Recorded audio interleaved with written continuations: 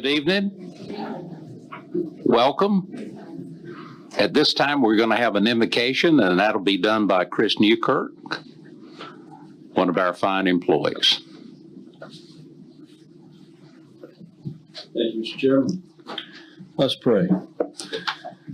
Lord, we come to you tonight and just ask for your presence and your guidance in our life. Lord, we just so many people in this room, in our communities, in our state, nation, and world that are just in a state of chaos. And Lord, just remind us now that you're the God of creation and that there is nothing that is outside of your reach. And so often we forget that, Lord. We fall into this mindset that because we can't see you physically in our presence, that you're not there and that you're not intervening on our behalf, Lord. And I just ask now that you remind us of that you place that hope in our heart, Lord, that you're a God who doesn't forsake us, no matter what challenges and obstacles we may face, Lord. You're a God who patiently waits for us to pray to you for a response. And I just ask that you turn all hearts and minds to you now. Lord, we just thank you for being a God who extends grace and love and mercy, and for doing that for broken people and for using broken people to do your work, Lord. And I just ask that you place that reminder in our hearts. And as we move forward in the business of this meeting tonight, Lord, and for the actions that are going to take place in this room, I just ask that you give us attentive ears, Lord, that you allow us to listen openly to others, Lord, that you allow us to take action and make decisions that are pleasing to you, Lord. And Lord, that all the honor and glory of those decisions be given to you where it rightfully belongs. We ask this in your name. Amen. Amen. Thank you, Chris. At this time, I'll call the meeting to order and ask that you stand for the pledge, and it'll be led by Commissioner Booth. Place the flag. I pledge allegiance to the flag of the United States of America and to the republic for which it stands, one nation, under God, indivisible, with liberty and justice for all.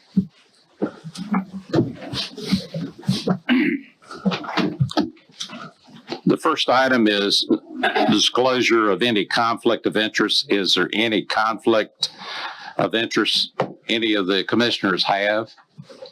Any of the agenda items? Hearing none, we'll move to item number D, the approval of the agenda. I'll entertain a motion to approve the agenda. Motion to approve. Second. I have a motion and a second. All those in favor of tonight's agenda, please raise your right hand. Thank you. At this time, we have our presentation. The first one is the service award presentation by our human resource, Dolores.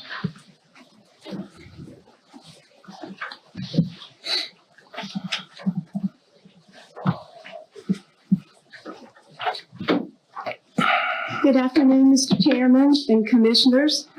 We have two Beaufort County employees here tonight to receive their service awards. We have Susan Hudson from the Department of Social Services with 20 years of service.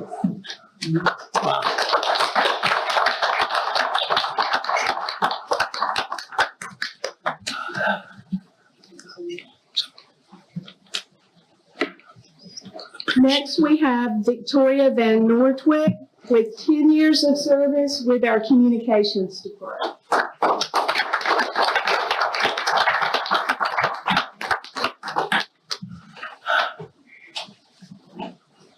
We also have some additional employees I'd like to acknowledge that are not here tonight. Jacqueline Jackson with 5 years with the jail. Michael Weatherington, 5 years with Emergency Medical Services. Christian Cannon with 5 years with Emergency Medical Services. And Chad Bullock, who also has 5 years with Emergency Medical Services.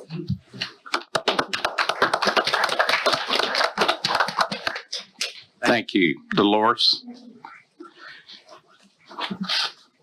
Next item is the schedule of values presentation by our tax assessor, Lloyd. And it looks like you got some help. Good evening. Good evening. With me tonight is actually Ryan Vincent of Vincent Valuations.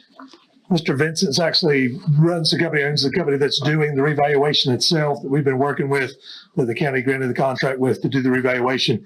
He'll be here for when I give a short presentation. If y'all have any questions, anything I wouldn't be able to answer, that's what he's going to be here for. So we'll be available for that. Briefly, so Beaufort County Schedule of Values presentation to the board, of course. Just a few things. We did go over some of this last month, but you can't go over this too much. I want the public to understand this the best they can. I want them to understand we're not doing this because it's a fun Tuesday, Monday, whatever. We're doing it because it is a requirement. Reappraisal is a process in which, of course, all real property, real property in the county is appraised at its current market value as of a particular date. Real property includes both the land and the improvements on it, whether residential, commercial, agricultural, industrial. State law. Why we reappraise property. State law requires all counties to conduct a reappraisal at least once every 8 years. As you gentlemen know, we've moved to a 7 year. It's 7 years since the last one. We're moving to a 6, and I think that's a good pattern to hold until we take a look and see what's going on after that. Reappraisal distributes the overall property tax burden equitably across the county based on current market values. What is a market value? Over time, most properties change in value, but often at different rates, depending on location. What may be an inland property in Aurora may not, change as much as a waterfront in Washington is would. Is there supposed to be a slideshow going? I thought I sent it in, but it's possible I did not. Okay, it's in the book. It's in the book. I just meant for the public. No, sir, although I can always put a copy of this on there as far as that goes. And we'll talk about the most important part, which will be online. So what is the market value? Over time, again, the value change. We do not create the market value, the tax office. We analyze market sales. Market value is set by choices of buyers and sellers in the marketplace. One thing really important about that I cannot drill home enough. I get this question. I've had it twice this week. People say, well, what sales are you looking at when it comes to my home? We're looking at sales of like properties. You want me to look at sales of like properties. The best thing to do is to look at similar homes or similar businesses or similar. What does similar mean? Similar age, perhaps, of construction if we can. Similar sizes to some degree within a range. Similar styles, stylistically, but certainly within a given neighborhood. We try to stay within a reasonable geographic area if possible to look at sales. So we don't go looking, again, back to Aurora, we don't look in Moss Landing for sales to use for Aurora comps. I mean, it's not the way it's done. It's not the way it should be done. So again, of like properties, as far as the sales, we plan to have the reappraisal notices mailed out to all property owners in late January or early February of 25. What are we presenting tonight? Tonight we are presenting the schedule values. For North Carolina General Statute 105-317, the schedule values for market value and for present use value. I'll hit that in a second. To the Board of Commissioners for consideration and make them available for public inspection. The schedule values documents the guidelines, methods, procedures used by the assessor to value real property at market value or present use value as appropriate. These schedules of values will become effective January 1st, 2025, and will remain in effect until the county's next reappraisal. The current schedule values was from January 1st, 2018. We're still valuing, as of this year, property based on that schedule. We are requesting that the Board of County Commissioners schedule a public hearing on the schedule of values for October 23rd, 2024. I do believe I have that information in. We're kind of statutorily held to a really tight line on the dates before what we have tonight and then what you would have to adopt the schedule. That's why the 23rd kind of came out. As far as that goes, the next step would be that schedule, would be the public hearing, the next step on the schedule, would be the public hearing on the 23rd. After that, it would be November 4th, the board hearing to adopt the schedule values. In December and January, we're going to be doing public reappraisal presentations right on. I've done a few lately, done a few with Rotary, done stuff with Chamber of Commerce, continue to do some, still encourage anybody who wants us to speak on revaluation, please reach out. We'd love to keep doing that. January 1st will be the effective date of the reappraisal, which means that's the date in which our values are based. And then, of course, in late January or early February, we'll be sending the notices. One thing to dial back to is the mention of present use value. what is required and what we're doing is the state actually has a schedule of what the present use value, what we should be valuing forest land and et cetera. We also put that in place in the reval. So while that could be a small change, it's not a significant change to most property. It's the state required values that we place on those. So they will be changing somewhat. That said, you know, a large farm would not see the kind of change that they would without present use value applied. It would be a change, but a small one. So that value will also be, that schedule will also be up for consideration on that. We have made a copy of the schedule. We've made two. The copy of the schedule, first off, there's a paper copy in the manager's office, or the administration office, I should say. There's also one in my office, and we also have one available online. Welcome to the new era. We have one online as well, a PDF copy. It is actually on, if you go to the assessor's office and you follow our links, it's under their appraisal on there as well. Any questions, of course, I should be able to answer it. We should be able to dive into it. But mostly, this is a lot of, not to say boilerplate, but broad, and then again, exact items. This is how many years of depreciation do you apply to X? How much base rate do you apply to Y? It ends up being a lot of jargon in it. It's hard to do it any other way because a lot of it is saying that. We did try to make it as simplistic as possible, but it still comes in at a hefty 300 and some odd pages, especially with the agricultural stuff and everything else in it. Now, that said, in my last county, I think we topped the scales over 600 pages. So 300 or something isn't too crazy, but it's where we're going to be at with the schedule. That's it for me. Any questions of Lloyd? Do we need to approve the date, Katie or Brian? I'm sorry? Do we need to approve this October the 23rd public hearing? You have to have a motion to have the meeting. Okay, I will entertain a motion. Hood, you want to make that? So Yes, moved. I'll make a motion that we leave. on Second. October the 23rd, public. Okay, The schedule. and we have a second. All those in favor, raise your right hand. I believe it'll be 5:30 in this room. Katie, is what we discussed. 5:30. Of course, it needs to be a quorum of you gentlemen present. Okay, thank you. Well, sorry, does anyone have a question of Lloyd? I'm beating y'all to death with this info, but that's the way I like it. So we all know and we're all good and it's all out there and the public knows it too. I will add one more thing. We also need a Board of Equalization review date. I'm sorry for that not being on here, but just real quick, I wanted to say we actually need a fall date. I don't believe we had one for the Board of Equalization review where you gentlemen meet to hear those values. I had a couple dates really quick, if you don't Okay. mind. So the best dates I feel would be November 18th with a fallback of the 19th. But we could also have done October 29th if so desired, which is why I'm talking to y'all tonight about it. But I would suggest the 18th or the 19th. 18th should be enough, November, for a Board of Equalization review date. Any preference from the board? What is the 18th? That's a Monday. That's a Monday. Monday? I'm going to, we meet on October the 18th. It would have been October 29th. Excuse me, November the 18th. Excuse me. That's what I meant. Both of them I are. probably said it's on there. So November. Thank you. November 18th, which is the date. Do we need 2 nights?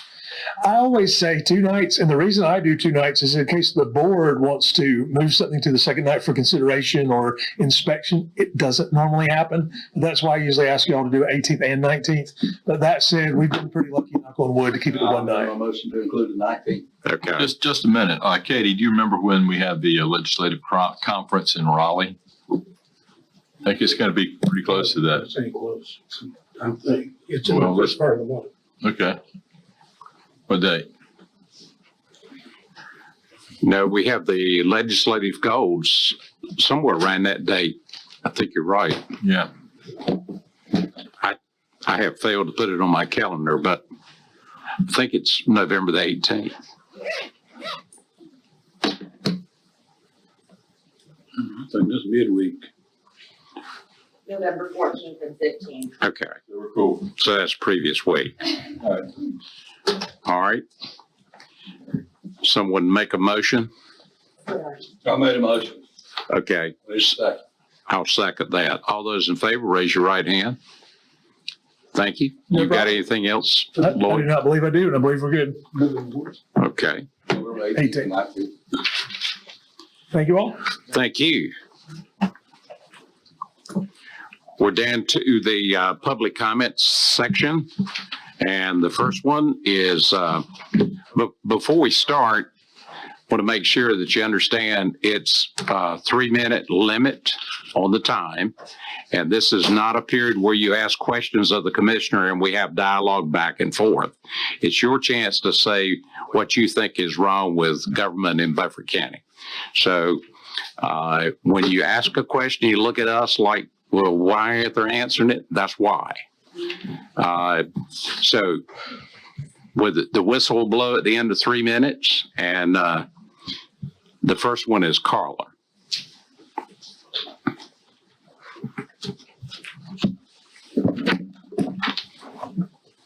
Good evening, gentlemen. Good evening. I'm reaching out to you guys today, basically to kind of let you know what it was like from a parent standpoint.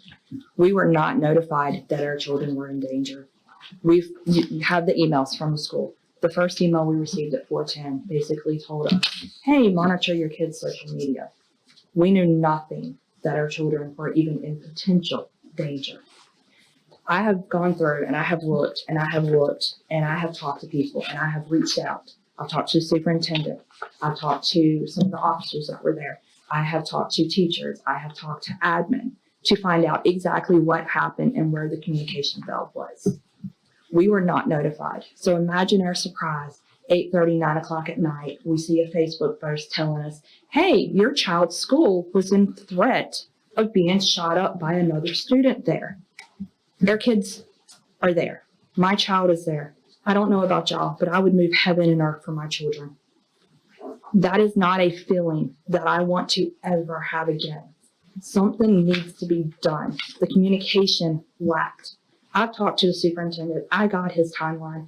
They knew about this around 7:20 that morning before school went in. But yet they were reassured that the threat was not credible at that time.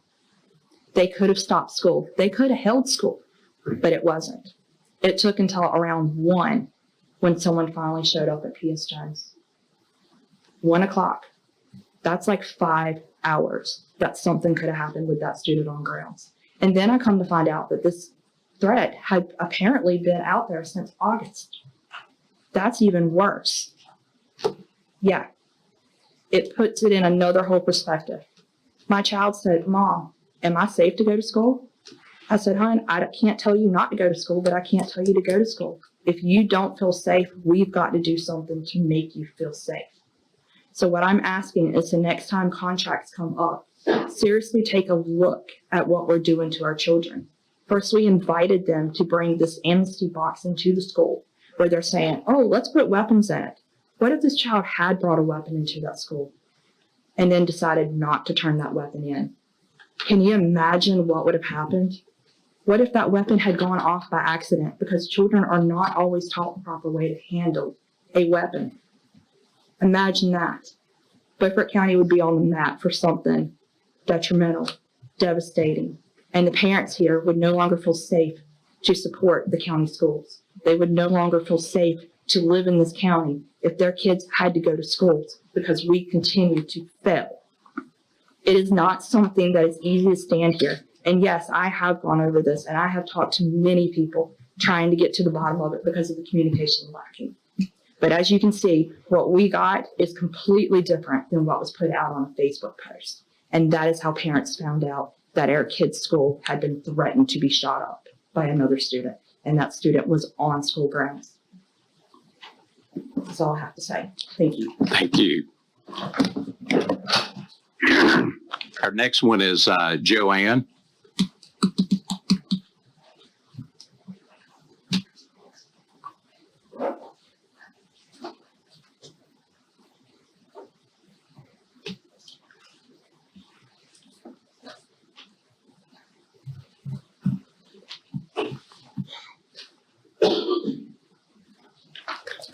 Good evening, gentlemen. Good evening.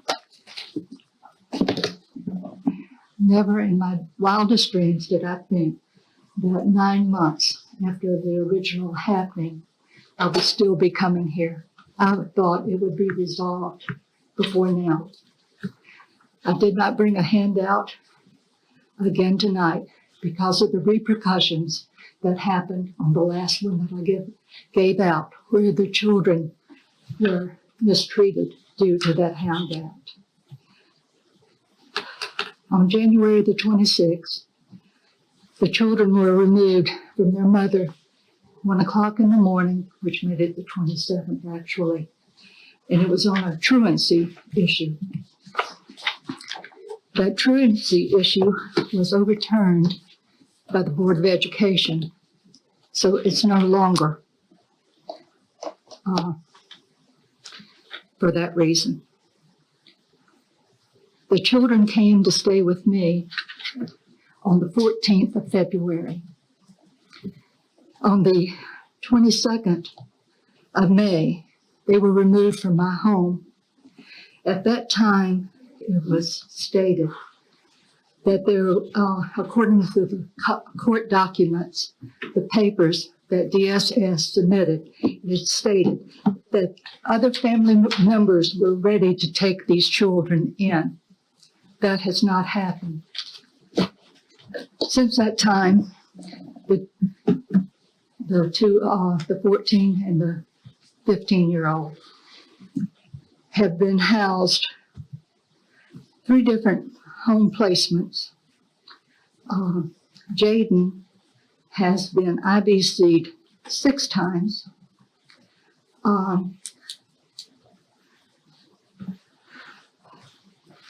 The last time, September the 5th, he was in the hospital for 2 weeks, and DSS did not go up there, according to Beaufort Hospital. They actually had someone that sits with the elderly come in and sit with Jaden. After I showed up for a 2-hour visit on September the 5th, they came up with a plan.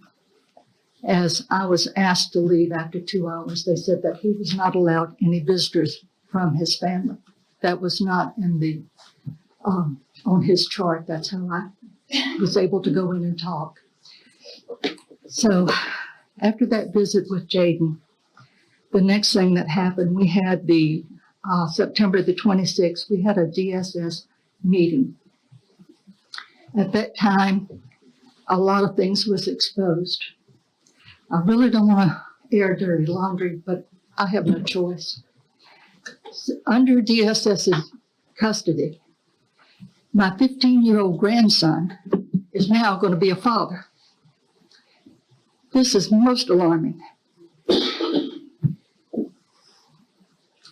DSS knew about this. When he was transported 3 hours away, it was in full discussion in the travel.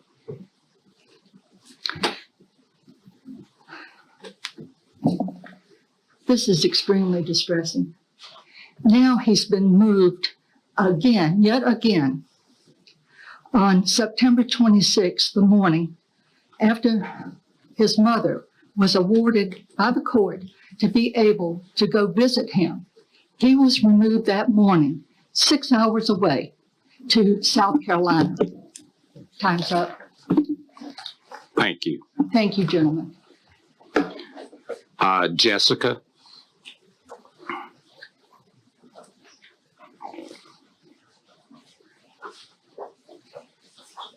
Hi. That's my grandmother. Hi, you guys at home. These are my children. This is Jaden that she's talking about, the one who's 15 years old and about to be a father because of negligence of Beaufort County Department of Social Services. I'm here tonight just to warn you guys at home. This can happen to any of you. This board has been told time and time again what's been going on, what they've funded, what they've allowed. And now I'm 35 and about to be a grandmother. My daughter, Genesis, she was given to my abuser. A CPS case has now been opened against him because he let her hand get badly burned. She's 7. And I'm just wondering, I know you guys can't respond because legal advice and all, but how much more is going to be allowed to continue? those of you at home, we really, really need change. We really need new people in these seats who actually care about the well-being of our children. You are a misunderstanding, a divorce, a truancy report away from this being your children. And that's not okay. There are funds missing. There are children missing. There are children that have died in DSS custody. It's not okay. It shouldn't be allowed. It just shouldn't. My son was a virgin when he went into DSS custody, and now he could be a father. And that's just been swept under the rug. My son, without the 10-day hearing, got shipped off to South Carolina without my permission. I had to sign a permission slip for my daughter to get her haircut. But I didn't have to sign a permission slip for my son to be taken across state lines and placed into a secure facility where he's not allowed to talk to anybody still because he's being isolated because DSS doesn't want anyone to know what's going on. So those of you at home, please, when it's time to vote, keep these things in mind. I know Mr. Richardson, Mr. Langley, Mr. Walker, Mr. Reball's, they're up for re-election. And we just need change, you guys. Also, Mr. Langley, I heard that you're a pastor. And I was very, very disappointed that you are not on the front lines advocating for all these children, given your position. I feel like all of you should be ashamed of yourselves. And that's all I have to say. You guys have to take it, sir. Thank you. Patricia?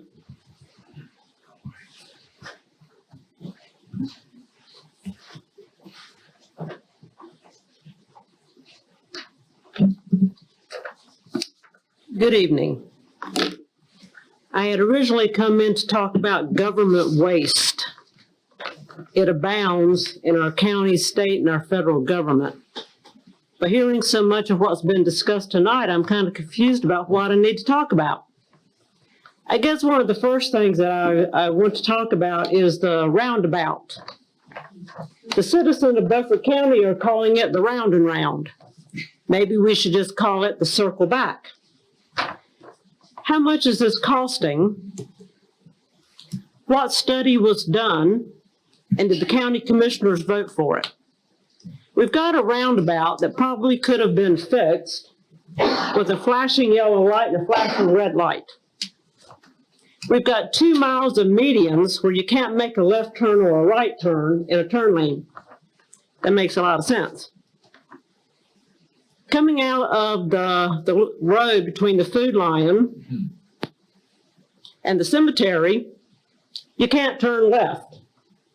Well, the other day I saw a citizen cross the median in order to make a left-hand turn. I thought, good for him. Okay, so I guess that's my first complaint about the government. Did the county commissioners look at this proposal and did they approve of it? The next issue to talk about, Western North Carolina is devastated. If you've been there, if you've talked to anyone, if you've seen the pictures. Those people do not have flood insurance. They've been offered $750. $750 won't buy 3 weeks worth of food. We could talk about the billions of dollars they have spent on housing, feeding, clothing, and credit cards for illegals. This is our money. This is not government money. This money belongs to we the people. I'm asking the Beaufort County Commissioners to join with the other 99 counties. Contact our federal U.S. senators and representatives stating that we want money allocated to rebuild North Carolina. I'm asking everyone to contact their senators, their representatives, and demand that this money be spent on North Carolina Georgia, Alabama, Florida, all states, counties that have been affected by Hurricane Helene. This is our money, and again, I'm asking the county commissioners to join with all other 99 North Carolina counties and demand that the money that we pay in taxes be spent on us. Thank you. Thank you. Candy?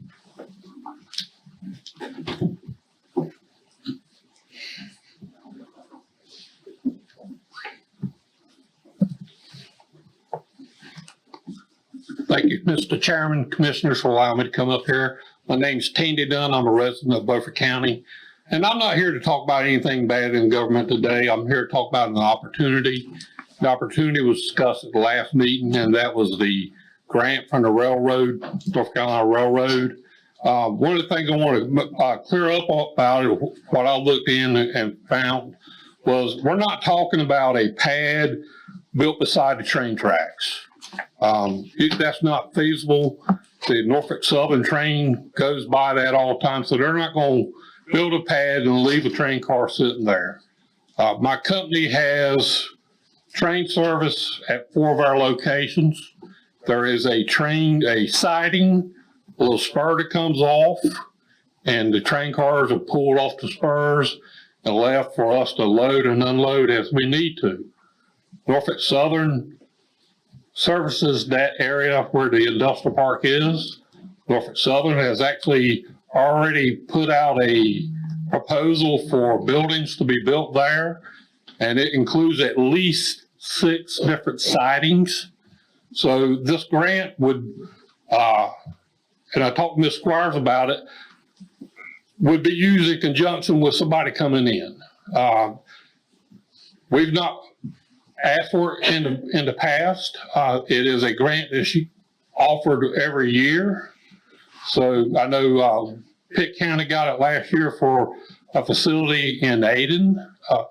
So it's available all the time. So if we can get this grant, that's something that's great. It will allow us to bring some more industries in. We're always talking about not having enough businesses in Beaufort County. We need to get more businesses in so there are people can have better jobs in the area.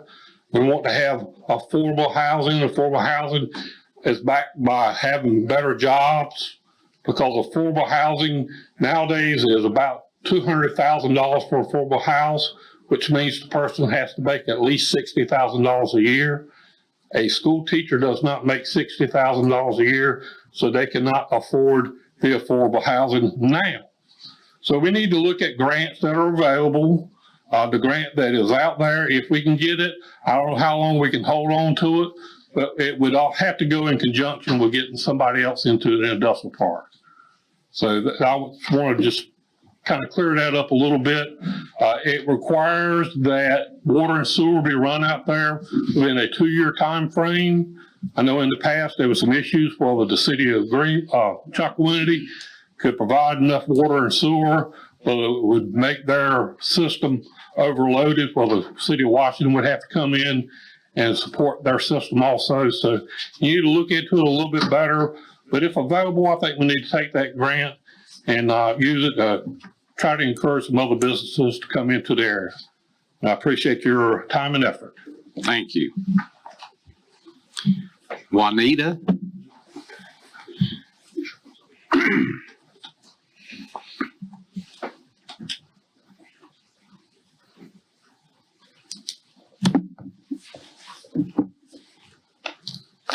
I'm Juanita Houston. I am again here about DSS matters. I've been here for many months. This board, in my opinion, lacks leadership. It does not appreciate and it misuses the taxpayer dollars to fund DSS employees of this county that are breaking the law. It also is going to lead to more misuse of taxpayer dollars and increased taxes on Beaufort County citizens when the lawsuits begin to include Beaufort County, as there are now 42 counties in lawsuits with DSS. That has jumped last month 27. I have for many months asked this board to investigate. I have told you that your employees were denying due process, parental and constitutional rights, and stealing and holding children illegally. Your budget that each of you were aware of and agreed upon says that you pay 116 social service positions and this county's attorneys. You signed a contract with DSS and Department of Health and Human Services in June of this year. That contract also gave you the right to their protected and private information that would allow you to investigate. But still, you have done nothing, and I have come here since June. Commissioner, I feel you do not read your contracts and you don't know what's in them. That, to me, is a misuse of your power and your job.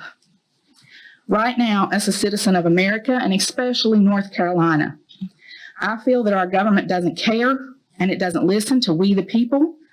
This past hurricane has devastated our western state. It is more the people taking care of each other than our government. It is the people's money. It is our taxpayer dollars that is funding hurricane relief. So tell me how this board right now is any different when you are shrugging your duties to the citizens you serve.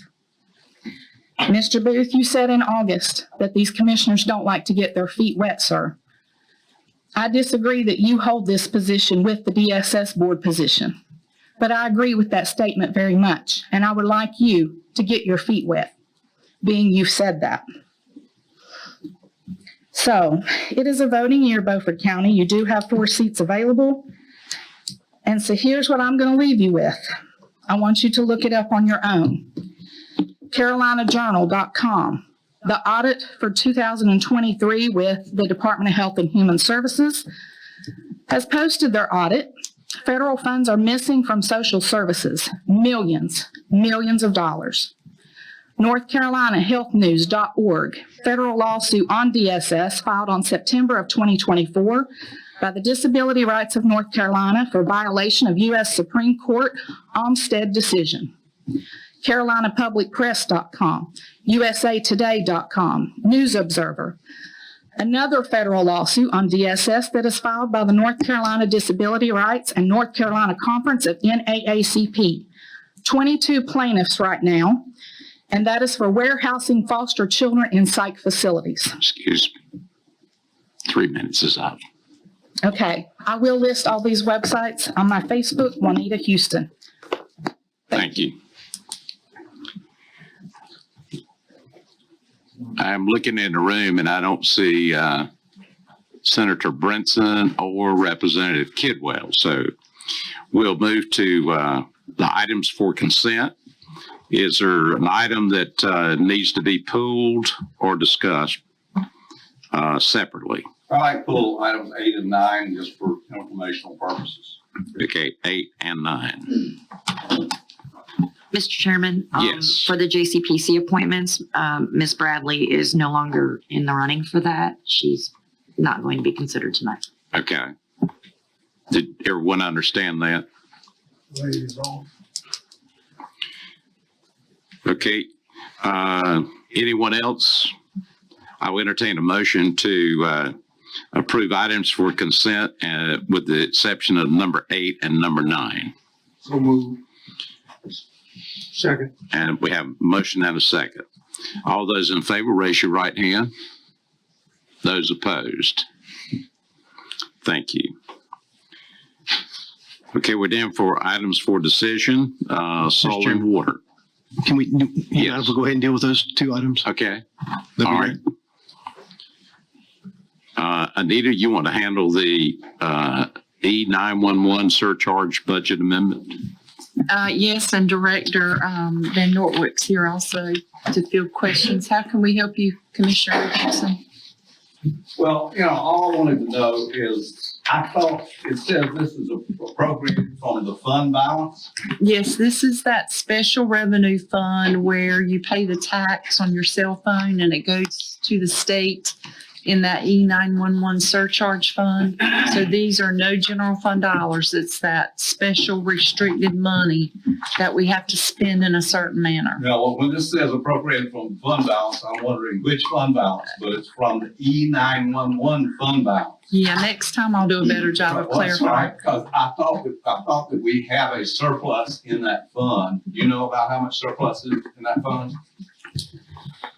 think the last time I checked, it was about 250,000, but we've been trying to spend that down because the state's going to reduce our distribution if we don't spend some of our fund balance down. Okay.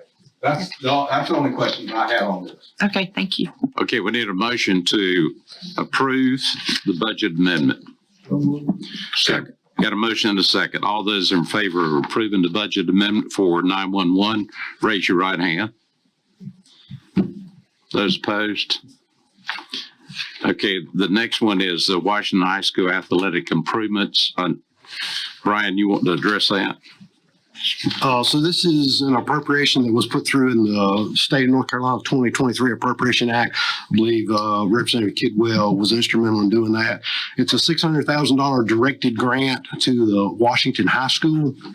Those funds are required to flow through the county to the school system. They're not our funds, but they are designated for the school system. And the purpose of the grant specifically is in the quotes for capital improvements or equipment for Washington High School athletic facilities. Attached in that agenda item, you have the scope of work that was provided by Washington High School. And then we have an ordinance that allows those funds to flow through us to the county school system. Be happy to answer any questions you may have. Well, question I have is a couple of questions. Is the school system going to put any money with this, or are they just going to use this money as far as you know? So as far as I know, based on their budget, they're showing that they're not. Now, they would obviously be responsible for any overruns or anything they wanted to add to it because it's only $600,000. Okay. The only other question is, where is this money going to be spent in the school system? It is specifically for Washington High School athletic facilities. Yeah, because the one of the documents, Appendix A, is signed by, it looks like the coach at Chocowinity. He may be a coach there as well, but he's my understanding is one of the coaches at Washington High School. Okay, so the money is going to be spent at Washington High School, apparently on the piece of land that the county bought for a soccer field. So my understanding from the attachment they made is they're looking for a soccer facility and then an athletic building. So I'm really not sure except for where the description that they're providing. I would assume the soccer facility would be on that campus, because the soccer land that was bought for the soccer facility adjoins the school property. So, okay, thank you very much. Question. Yes, John. Brian, do you have any idea what this athletic building is supposed to be? And the reason I ask that is that it says it's, 7,500 square feet, which comes out to $30 a square foot. And the other one comes out to $135 a square foot. Yeah, so I got that question earlier, and I really don't know. I mean, I'm not sure exactly. They have what they've laid out. I'm sure that once they get a design put in place, they'll get a better feel for what that square footage cost would be. But I don't know that anybody can tell you right now what that cost is. I do know that in the description, they show that it's a approximately 7,500 square foot athletic building to be used by a variety of sports, including wrestling, cheer, and volleyball. And my understanding of that is concession equipment. Wrestling mats, lockers, things like that is what they have listed in the goods section under that athletic building.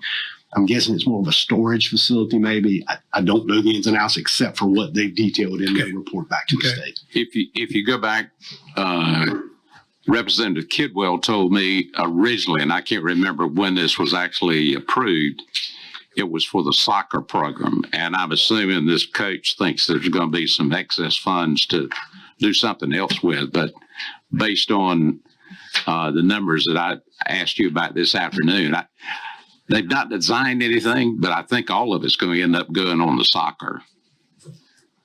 I don't know. I mean, they have it listed out. This is what's going to be submitted back to the Office of State Budget Management. And they've said that these are the outputs from that. So the scope of work includes a soccer facility that they've detailed at roughly 1,800 square foot, and then an athletic building that they detailed out at approximately 7,500 square foot. So the state's going to hold them to that under that scope of work unless they come back and request that it be changed. But this is what they submitted. And we are, like I say, we are simply a pass-through on these funds. The funds are not our funds. They have to flow through us to get to the school system. Any other questions? Need a motion to approve the project ordinance. Got a motion. Do I have a second? I'll second that. All those in favor of the project ordinance for the Washington High School, where we're passing $600,000 from the state of North Carolina through to the athletic at Washington High School. All those in favor, raise your right hand. Everybody see that? Okay. Yes, thank you. Just wanted to make sure. Okay, Nathaniel, I'm sorry that you had to get up and sit down. So this time we'll let you come all the way up. Evening, gentlemen. Good evening. Beaufort Soil and Water Conservation District published a request for proposals for a Phase 3 STRAT project on August 29th, 2024. 6 bids were received. The bids are open on September 9th, 2024. The bid tabulation spreadsheet is attached. On September 16th, 2024, the District Board of Supervisors reviewed the bid tabulation spreadsheet. They selected J&J Environmental, the lowest responsible bidder, for completion of the district's Phase 3 STRAT project with a bid of $63,772. The Beaufort Soil and Water Conservation District's Board of Supervisors recommend that the Beaufort County Board of Commissioners support their selection of J&J Environmental as a contractor to complete their Phase 3 STRAT project and approve requisition 0000278-00 for a purchase order in the amount of $63,772 to retain the services of J&J Environmental for the project. Any questions of Nathaniel before we take vote? Entertain a motion. Got a motion to approve. Is there a second? And a second. Any further discussion? If not, all those in favor of the J&J out of Edenton to do the clearing, raise your right hand. Can I ask a question? Yes, sir. Yeah, what is your assessment of the waterways in Belhaven right now? At this very moment? Well, I know they're underwater at this very moment, but your assessment of the drainage? I mean, it's ditches lacking. and all that. It's lacking. I mean, you go into the residential area, they haven't been scooped out, and it looks like everybody's doing their own scooping. There's some that are this deep, some that are this deep. And that's the city's responsibility. I'm not sure whose responsibility that is. I can't say that. You just asked what my opinion was. Yeah, okay. The problem is now, and we've got the mayor in the back of the room, and I won't ask him right now, but when he comes up, if he wants to add to it, there's no place for the water to go, even if you scoop it out. Below sea level. Yeah. And the tide has been in, pushing it in for 2 weeks, Ricky? Yeah, for 2 weeks plus. And I've been around a long time, and I've never seen it do it that long, that long a period. Okay. Thank you, gentlemen. Thank you very much. We're down to human resource personnel policy revision. Dolores?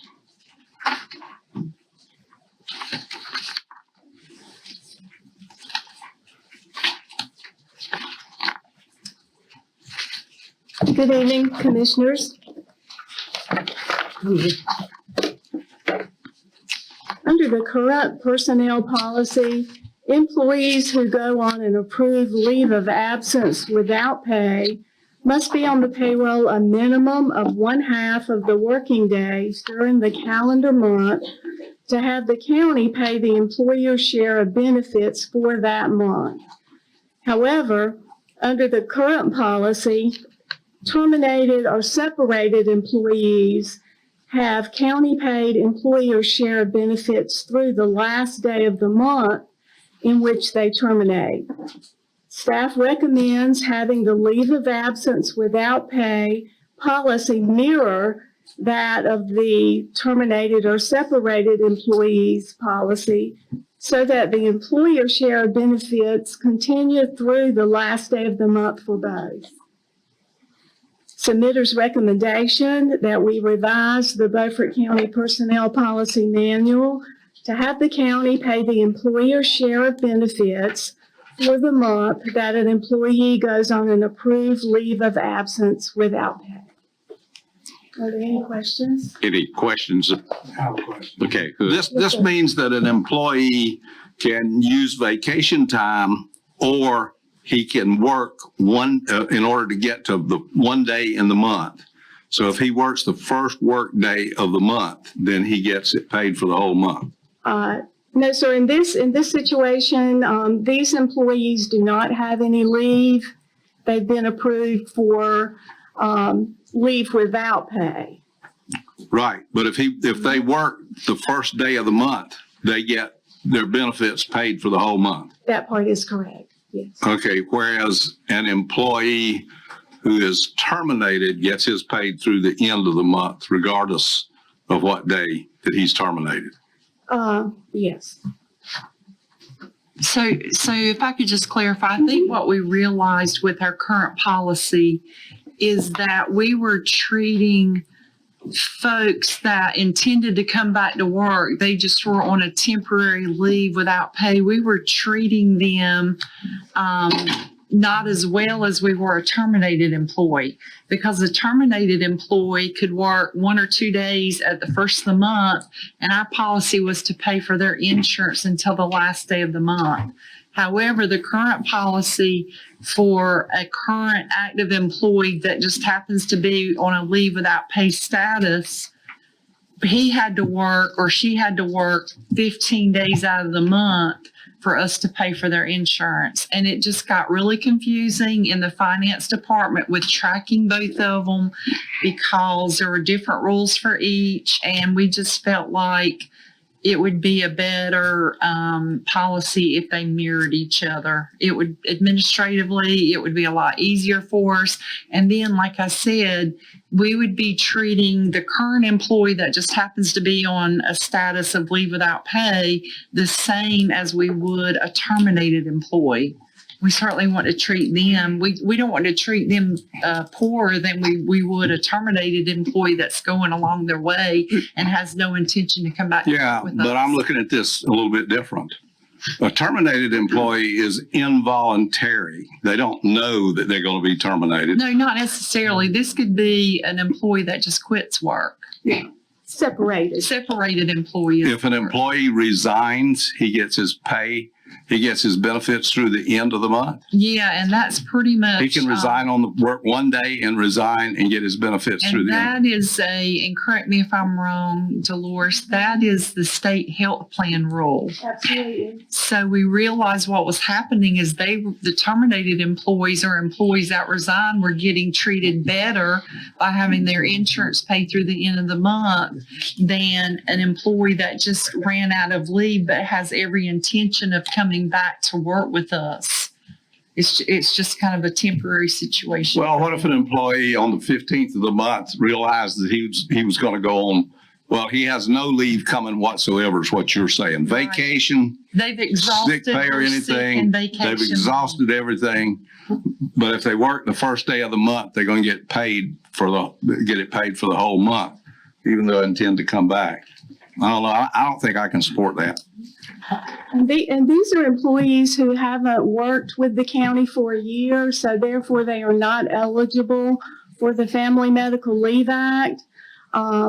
Employees that have worked a year, even if they had no sick leave or personal leave, we still, by statute, by the federal government, would have to pay their health insurance for 12 weeks.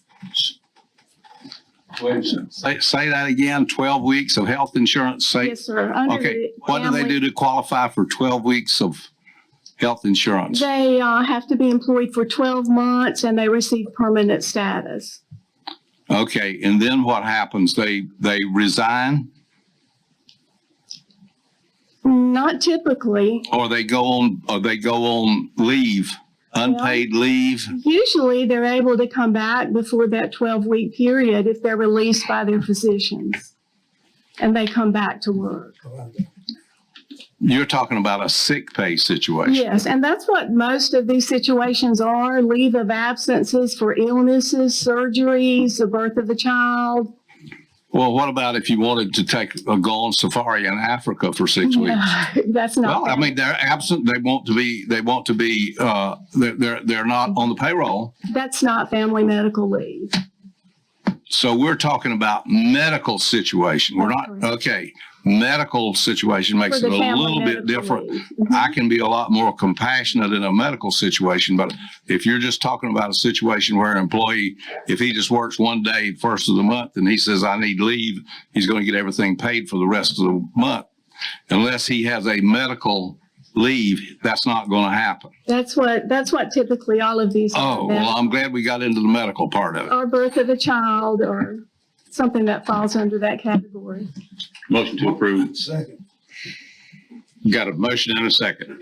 Did you have a question? How often does this happen? That It's very rare. Yeah, it That's was- kind of why it's come to our attention now and that we So- need to look at it. It's very rare and it causes all kinds of headaches over here. Yeah. And it could cause us Okay. to lose the employee. It could be a good employee that, we would hope would come back. Any other question or discussion?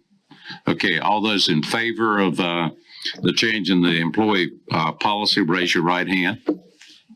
Those opposed? All right, thank you, Dolores. Okay, we're down to the Health Department. Janelle?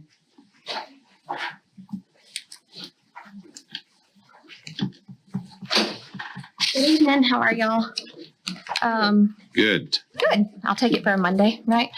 I'm coming before you tonight with 3 reclassifications, as you see before you. I'll be honest, I originally had planned, 2 months ago when I was here and we had the reclass denied, was sticking to my plan of coming back once we had notification of possible funding and all that stuff. Unfortunately, the notification of funding was delayed due to some of the recipients being in the western part of the state. That was a Blue Cross Blue Shield North Carolina grant. So they have pushed that back. So I don't have notification of that yet. However, there has been some changes over the past 2 months since I was here. Whereas you can see before you that the public health education specialist as of Monday will be vacant, or excuse me, as of Friday will be vacant. And that is one of the classifications that I'm here to request to become a public health educator too. We've also had some retirements along the way in addition to turnover. One of those being our public health nurse supervisor that we'd like to downgrade to a public health nurse 3. The proposal before you, including the business officer 1 to a 2, would not be requesting any additional county dollars, but in fact have additional cost savings annually. So what's kind of encountered in addition to the retirements and turnovers is it has allowed us to kind of analyze our department structure and needs because public health is ever changing. Primary care being a big one now, and the number of patients that we're seeing. But originally, prior to tonight, we had a DON, which is a director of nursing, and a supervisor, both of them in supervising positions. And it really did cause some communication issues for those public health nurses reporting to them because we had providers that were reporting to our DON and then our clinic reporting to our supervisor, and yet our supervisor was doing the clinic schedule. And so due to retirement, we were able to really evaluate, and we would like to place one DON, so a head of our clinical department, that all other positions would report to. And this is really to improve communication, throughput, as well as a improved incident command system. These that are before you have been approved by the Board of Health, and the classifications were submitted and approved by OSHR. And I'd be willing to answer any questions or concerns that you guys have in regards to these classifications. As you can see, the total savings would be $10,323 in salary and in benefits by these reclassifications. Commissioner Booth? Yes, sir. You said you got a vacancy that did get reclassified. The person is leaving. Unfortunately, yes, sir. So now you reclassified. Are they going to be hired back? No, sir. I've already asked her, made sure. Okay. Well, you know how I feel about reclassification. Yes, sir. And I understand. And I actually would love to dig into that deeper because there is difference in health department and DSS. But because I do understand where you've come from, and I heard you loud and clear at the last meeting as well, and in ensuring that we're not selecting or handpicking or overlooking anybody. And the only way that I've found to even come close to being able to do that would be to submit every single classification department that I have to OSHR. Thank you. Motion to approve. Okay, we got a motion. Wait a minute. I got a motion. Do I have a second? Second. Okay, and we have a second. Now, Thank you for doing the workaround and the workaround you did saves us money. Thank you. I appreciate y'all's patience with me, and I do appreciate the feedback that I've heard from you guys in regards to classifications. I know Health Department and DSS are special, but anytime that y'all have questions or concerns, I'd love to try to work those out. okay, Ed. How many openings you got? Right now, we actually are just filing for our family nurse practitioner, which is really hard to get right now with that high salary. We have all our other positions as of today fully filled, and they'll start within the next month. Okay, so how long will they open? Actually, very shortly. The family nurse practitioner has been the one that's open the longest. You're looking about a month right now. Okay. All those in favor of the reclassification of the three positions that Janelle has recommended, please raise your right hand. Those opposed? Thank you, guys. Thank you. All right, we're down to Public Works. Christina and Wes. Good evening. Good evening, Commissioners. Tonight, I'd like to give you an update on solid waste enforcement. This is a discussion that Commissioner Richardson requested. So as a reminder, Section 52.200 of the Beaufort County Solid Waste Ordinance provides for enforcement of requirements contained within the ordinance. To date, staff has successfully resolved one case that was reported by a concerned citizen regarding accumulated waste at a residential property. This property owner was notified through proper channels and the offending waste was removed. So that case was settled and resolved. To assist with enforcement actions, the fiscal year 24-25 budget included funding for a new part-time employee to serve as the solid waste enforcement officer. This position is currently advertised, and it has been advertised since August the 16th, but to date, HR has not received any completed applications. When I spoke with Commissioner Richardson, that was the main point that he wanted to inquire about as far as what was the status of the enforcement officer and what was taking place due to that. So unfortunately, the position has been posted since the middle of August, and we have not received any hits on that.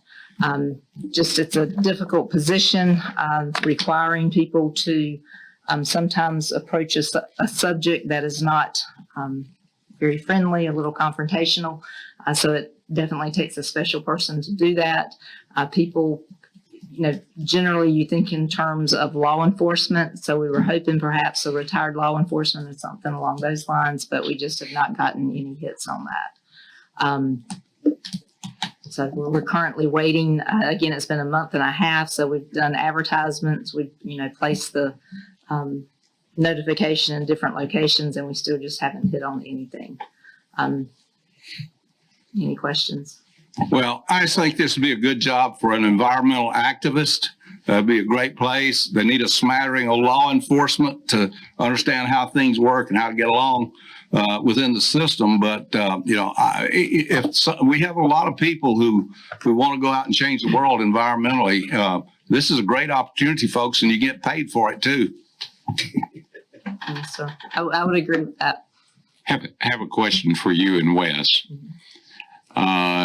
If I have a complaint from a citizen, do I tell them to call Brian, Wes, you, or the sheriff's office? No, sir. Call West. It's called the Solid Waste Department. So if you go on the website under the solid waste section, it has the telephone number for questions or concerns for solid waste, and it will ring to West. And then if he's unable to pick up, it'll ring to me. If the citizen says there's also some health issues involved, does that change the way it's looked at? Yes, sir. It would change how it's looked at. So West would get that information, look at it, investigate it. If it appears to be a health issue, then he would contact the Beaufort County Health Department. The Board of Health is who determines and who classifies an actual health hazard. And if the waste question is something regarding littering on the highways and byways, then they can call West, but West is going to refer them to the sheriff's office because again, law enforcement handles that, so. So there's no action required. Okay. I was just asked for an update. So the only thing that I will say is, again, we've had the position posted. The position is something that needs to be filled. It was approved, the part-time position was approved at $17 an hour. When that was done, that was based off of an entry-level deputy salary, but then based upon the COLA and other increases, it kind of priced us out a little bit. So if we continue to have this vacancy open, I may bring it back to you requesting additional funding so that we can increase the hourly rate. Okay. Thank you. Thank you very much. And also West wanted to make an announcement really fast. Okay. Solid waste. One quick blurb. I'm sorry it's not on the agenda, but I did want to announce that our household hazardous waste event is coming up October 19th.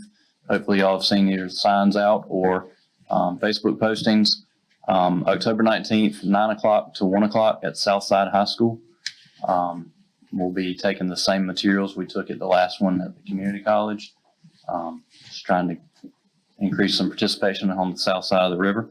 And would appreciate you all sharing those posts as you can. Probably will also be a press release coming out towards either the end of this week or first of next week. So be on the lookout for that. I've seen them posted. Yes, sir. Yes, sir. Still waiting for their call. Okay. Yes, sir. I don't want that like Mr. Rich. Well, I don't know what they're talking about, but anyway, we're down to emergency services, 2023 local emergency shelter capacity grant. Chris? Good afternoon again, Commissioners. So I think we have two items on the agenda for tonight from our office. The first is the preparedness grant. So this was a grant that came to our attention several months ago. This is an EM grant that we pursued to just allow us to have some contingencies for emergency shelter operations within our county. And essentially, this grant had some guardrails on things that we could ask for. In the past, generators were included in this grant, but this go around, they cut that. So we had to kind of be creative about some of the things that we would like to have. So that made us look at just alternate locations that we could use for spur of the moment emergencies. Now, I'm not talking about hurricanes. I'm talking about tornadoes and things like that, no planning opportunity at all. And we have to move someone right now. So tornadoes, train derailments, those types of things. And that's where we're really limited with places in our county that provides generated power, particularly on the south side. So that began an assessment process that we completed with Beaufort County Schools. We looked at Snowden Elementary, and what we found is it was wired in a way that we could install some transfer switches, some manual transfer switches, that would allow us to plug our generator that we currently have on the trailer at our office into that building and power either the gym or the cafeteria for those emergent situations. That grant request was funded 100% by EM. And the agreement we had with the school system is that we'll use the grant to buy all the materials and they will take care of installing those materials on that school. We're before you today to ask your permission to accept that grant to do 2 transfer switches at Snowden Elementary. Motion to approve. Second. Motion and a second. Questions or discussions, comments? Okay. All those in favor of the grant for the 2 manual switches at Snowden, raise your right hand. Thank you. All right. You want to go to the 2020 flood mitigation assistance grant? Sure will. So we've done our best to kind of put all of the information we've talked about over the past few months regarding mitigation support into one package. So what you have before you is the FMA totals. You also see the scoring summary from when we were looking for other firms to help us in support or mitigation support. And then attached to that on the back are pictures of the 10 homes that would be elevated under this particular project. So I'll try to sum up a very lengthy document as quick as I can. Over the next 12 to 14 months, we're going to have a total of 68 houses come down the pipes that are eligible for some type of mitigation work, totaling about $16 million. And the administrative cost that a firm could collect for managing that on our behalf is about $1.17 million. So our recommendation is the same. We have a lot of work that's getting ready to come down the pipes for mitigation work. And it's our recommendation that we spread that workload out across some different firms. Now, again, as we have shared in previous meetings, we're tasked with giving recommendations. The ultimate decision is yours, and we'll support that to the best of our ability. But we are concerned that all of our eggs are in one basket when it comes to mitigation support. This week's disaster in the mountains is not going to help that. It's going to complicate it. And I'm just being very upfront. One of the things we're worried about is the availability of the state to push projects out and what they're getting ready to undertake in the mountains. And also an availability in contractors to do that work. That's been a struggle that North Carolina has faced in recent years, considering we're still working on Matthew projects because of contractor availability. So we are concerned about putting all our eggs in one basket. You know, that's our recommendation, and we'll be happy to support whatever decision you make, and I'll answer any question that I can on that behalf as to how we came to that decision. Question. Sure. What are you hearing about the response by the state of North Carolina in the mountains? I've heard mixed reports. So opinions are a dime a dozen on this particular storm, and a couple of things. I am always very cautious to armchair quarterback an event from the position of hindsight. So there will be a time that we will have the opportunity to ask questions as to what happened in a response and why things happened the way they did. I've been very cautious to ask those at the moment. Our focus right now needs to be helping people. So some of these things I think are, what's the realistic expectation that we as citizens should have of our local, state, and federal government response? And I think a lot of that comes back to what we've talked about as a group before. The message that we send our citizens is we're asking you to prepare for 5 to 7 days. It used to be 3. And as we've talked before, when you're talking about state response and federal response, that's a big wheel to get rolling. And the expectation that those agencies are going to be in place the very next day and return things to normal, in my humble opinion, is unrealistic. The other thing that's difficult about the mountain response right now is you're talking about some of the most rural, hard to get to places in North Carolina under good conditions. And then when we have disasters like this that complicate it, we're only going to be able to move so fast. So I agree. There's a lot of opinions on social media right now. What I would encourage people to say is continue to help where you can help. And we'll have an opportunity to ask those questions when the dust settles. But I see a lot of focus being given to those questions right now and less focus given on the support of the people who need it. Well, what I'm hearing is the private groups like Samaritan's Purse and some of the other many groups of people that are just joining in, just jumping in with both feet and both hands and getting everybody to come in with them are doing a fairly good job. Mm-hmm. And considering that North Carolina's the home to the largest military force in the nation, it's remarkable that they weren't asked to even join up and become part of the effort until today. Yeah, I'm not sure on the specifics of who was asked and wasn't asked in the approval process of that. I don't have vision on those requests, so I can't speak to that. What I can speak to is traditionally, and it's been the case with our disasters as well, we've been fortunate to have a very strong volunteer turnout of neighbors helping neighbors. And it's needed, in my opinion.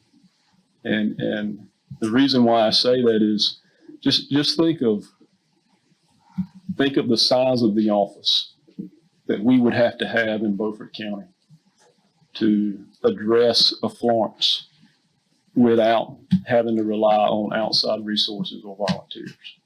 I don't think there's a county government that can staff that, right? I think it's been true in all of our stuff that we've had here. Volunteers from outside the county have been here first and ahead of everybody else, handing out food, cooking meals, and doing things like that. That's right. Simply because a church group or a group like that that's motivated they can respond a lot quicker than the government. It's wrong to expect the government to do everything for you because, number one, the government's not going to do everything for you. And the volunteer piece, you know, as much as it is appreciated, it does have some challenges, right? Trying to coordinate those resources so you don't have a duplication of effort. And sometimes that willingness to help a neighbor can put someone in a bad position if they're not trained to recognize the warning signs. So those are the vices of a volunteer piece, right? But as Commissioner Richardson had mentioned, it's critical for communities to utilize that when they can. And the western part of the state was fortunate to have some very good agencies who were good at providing that assistance to be in place. And so I applaud them for utilizing what resources came in their areas to the best that they could. We're talking about something that's unprecedented. In my opinion, this storm is going to be the top of the list in a lot of categories when we're talking about disaster response. And even the scope of it, you know, we're just looking at it as how it impacted the North Carolina mountains. This is a storm that reaped a path from the Gulf all the way into West Virginia and Tennessee. So when we're talking about our state or federal response to something that big, it's not going to be perfect. And if we have the expectation that our federal response is going to rise to that and do it perfectly, we're overestimating our abilities, in my opinion. Gentlemen, let's get back to the agenda item. I appreciate the questions and the comments. I will entertain a motion to approve the project as recommended by the staff. Well, while you're getting to that motion now, we have dealt with Mideast for as long as I've been here. Yes. And they have never failed us. I understand what he's talking about if you're going to have 60-something projects come up, but I really think we should start with the people who have served us most loyally, the closest, and that's the Mideast. We don't know at this point, this group may be taking a contract to go to the western part of the state. They may be the group that can't perform, but Mideast is here. And if they take any contracts, they're bound to take contracts within their service area. So we're a lot better off to award this contract to Mideast than we are to outsiders. Later on, if Mideast can't keep up, we can bring other people in to help us with this stuff. I make a motion, we award the contract to Mideast. Is there a second? Second. Okay, we have a motion and a second. Any further discussion? Have we talked to Mideast and have they given us a response? Mideast is interested, but we have not seen their drafted contract. This is all based on conversations tonight. So if you would like to entertain Mideast to pursue this, and we can engage in conversations. So we don't have a contract proposal from them, so we don't even know what. Well, we have other contracts with Mideast for similar work. That's not the point. The point is, if we're going to make a motion to approve Mideast, we ought to know what they're going to charge. They're limited in what they can charge. They can only charge a certain percentage of the contract, and that's what these people are charging here. Mideast is going to charge the same thing or less. That's correct. So if I could make a recommendation, and please correct me if I'm wrong, we're bringing before you tonight our recommendation to go with Insight, and if that is not at the approval of the board, then that's what we need no voted toward. And if you would like us to engage in conversation with Mideast to see what those details are, then we will be happy to do that. Yes. It's just going to slow down the process. I think speed is of the essence, considering that hurricanes are coming at us from everywhere. It's going to slow it down, but the truth is it's been a slow process all along, and whoever gets this is going to have to file for an extension of their first course of action. Yes. Well, Jerry. I talked with the director of the Mideast, and he explained to me that they didn't have a problem taking this job, and that if necessary, they would hire some people. But as for the contract, I don't know anything about a contract. I can only tell you the conversation Right. And that I that's had where, with them. that's where, again, I would say, and again, please forgive me if I'm misstepping, but the motion to go with or to approve a contract with Mideast, we don't have that contract. If you would not like us to pursue Insight, that's the vote we need on tonight, and then we will turn our attention to Mideast and see what's on the table for them. Well, let's talk about contracts. Go ahead, Ed. The question, I was looking at some of the projects that you had lined up. Sure. Some of these projects been up there for how long? Some of these houses. 20 years. I'm not quite following your the houses that you can really elevate, they just didn't jump up there today. They've been on the list for how long? That's correct. They've been on the list for a while. Exactly years. How long, I can't speak to that. Some of them have been on for years. Yes, sir. Okay. That's what I was. And just to be very transparent, some of these addresses have been applied for through multiple grant opportunities. So this may not be the only hat their name was thrown in over the years. That's a very good question. Well, let's talk about the contract for a minute. The contract's going to be the same as the contract that's in the book. It's a standard form contract for this kind of activity. You could take a pencil and line through the names in here and put in Mideast, and you've got the contract, because they're limited in what they can charge. Grant people will only let them charge a certain percentage of the amount of the contract for their administrative duties. So that's not going to change. There's nothing to be negotiated here. I've spoken to the director at Mideast too, and he says that they will do the work if they get the contract, and it will be at the standard price that everybody else is going to be doing it for. It's a matter of selecting personalities here. And my personality is the one that I know the best, and that is the people who have served us well over the years. This particular company is an outgrowth of a company that gave contract, did work for the county 15 and 20 years ago, and they didn't do a very good job. So if I could speak to one thing on the contract, and again, we have not seen a contract for Mideast for the FMA projects, but we do have multiple contracts with Mideast. And as Commissioner Richardson was saying, a lot of this is cut and paste. There are some differences that we have seen in contracts in the past, and one of those is at what point can either party exit out of the agreement? One of the things that we have seen in past contracts with Mideast is verbiage that says the commission may also terminate the contract for any reason associated to its workloads, time constraints, and the likes. Whenever I see verbiage like that in a contract, that worries me from our standpoint. What that tells me is there's an exit door when things get tight. Someone can back away and leave us holding the bag. So when we're, again, going back to our question of reviewing contracts, these are the things that we would like to look at before we agree to accept a contract. So again, for tonight, we've asked for your approval to move with Insight. And if that is not your choice, then we would like to engage conversations with Mideast based on your guidance that you would like for us to use them. I don't think it's legal for us to just substitute the name without having a formal contract before the commissioners. So if you want to withdraw your motion. No, I'm not, because you're wrong. No, we can direct that this contract go to Mideast tonight because they do business with us all the time. Contract to be negotiated, the details, final details to be negotiated. But it's still, at the end of the day, when you hold these two contracts up, you're going to have to look for the difference. And this thing has dragged on and dragged on and dragged on with one excuse after another to try to get it away from Mideast, who have been loyal to us over the years. My motion is going to stay on the floor. I'm not backing down. So, Mr. Chairman, with the board's pleasure, we would take that to move forward with negotiating a contract with Mideast and finalize the details. If the board would give us that leeway, we will do that if that's the desire of the board. Okay. Will the contract have to come back to us for final approval?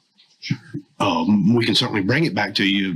There's some time of the essence, but we certainly have to bring it back to you for a final copy. But if you want to tell us that Mideast is who you want to go with, we'll start negotiating that contract. Well, I think that's the motion. Okay. We got a motion and a second on the floor. Any further discussion? Okay, all those in favor of the motion, raise your right hand. Those opposed? Thank you, Commissioner. Thank you, Chris. The next item is the property transfer resolution, the budget amendments for Agape Health Service. Brian? Thank you, Mr. Chair. Members of the board, if you'll recall, at the last regular meeting, the board authorized the transfer of the property to Agape and approved appropriating $610,416 from the Healthcare Reserve Fund to support the renovation of the facility. You have an updated resolution. The resolution in the packet was not complete. As I explained in the packet, we did not have the survey completed as of time of publication. So the resolution number 2024-10-7-001 has been updated to reflect that plat. You'll also note that the plat is attached. It is a preliminary plat. It has not been reviewed by the review officer yet. That will happen this week. You have attached email from the review officer that says the preliminary plat is fine. He has no issue with signing off on it. So I wanted to put that in front of you because time is of the essence to start moving on this project. So I want to go ahead and get all that in front of you. So that if the board approves this information, we can go ahead and start moving. So there's also one more thing attached to this. You have the budget amendment that appropriates the funds, and then you also have a resolution, and that's on page 420 of your packet that supports the building reuse grant. This come to our attention from the Department of Commerce that is going to have to flow through us. So we're going to need to be the applicant, but obviously Agape will be doing the heavy lifting on it. But we do need that resolution in support of it. So those three items we put forward for your approval. Thank you. Do you need an individual motion or can you make a motion to all three of them? Okay, which is the property transfer resolution, the building reuse grant, and the budget amendment itself. So we got a motion by Ed and a second by Randy. Any questions of Brian? Okay, all those in favor of all three of these, raise your right hand. Thank you, gentlemen. We're down now to the budget proposal from Belhaven from the mayor's office, and we've got Mayor Ricky Cradle here. So if you want to step forward, just to let you know, in your packet or somewhere on here is a little brochure on the new 501c that 501c3 that has been formed. And I guess it's called the Belhaven Community After School Center. They had an open house yesterday, and Ricky happened to see my truck in town, so he called me on my cell phone and said, stop by. So I stopped in. Helping you out. Right. I stopped in and got a sucker and spent about 30 minutes there and heard some of the things that you want to do. And as you well know, if I say this wrong, you tell me. The Boys and Girls Club funded and operated it up until Friday. Was it Friday the last day? And you guys are taking over as of today. So I think I've said enough. So I'll let you go further with your discussion on it. Thank you very much for the time to hear us out, and thank you for having us here. I will start off with Ms. Chantel Russell, which is our CEO, and she'll give you an overview of the program and her background and where we're headed with the program. Then I'll speak to you more about the funding part of it. Okay. Good evening, everyone. My name is Chantel Russell, native of Beaufort County, Belhaven, North Carolina, born and raised. Yes. I'm excited about what has happened over the past few weeks. Facing the challenge, the community has come together, and instead of it becoming a crisis for the children, it has become a tremendous success. Today, we welcomed 20 children.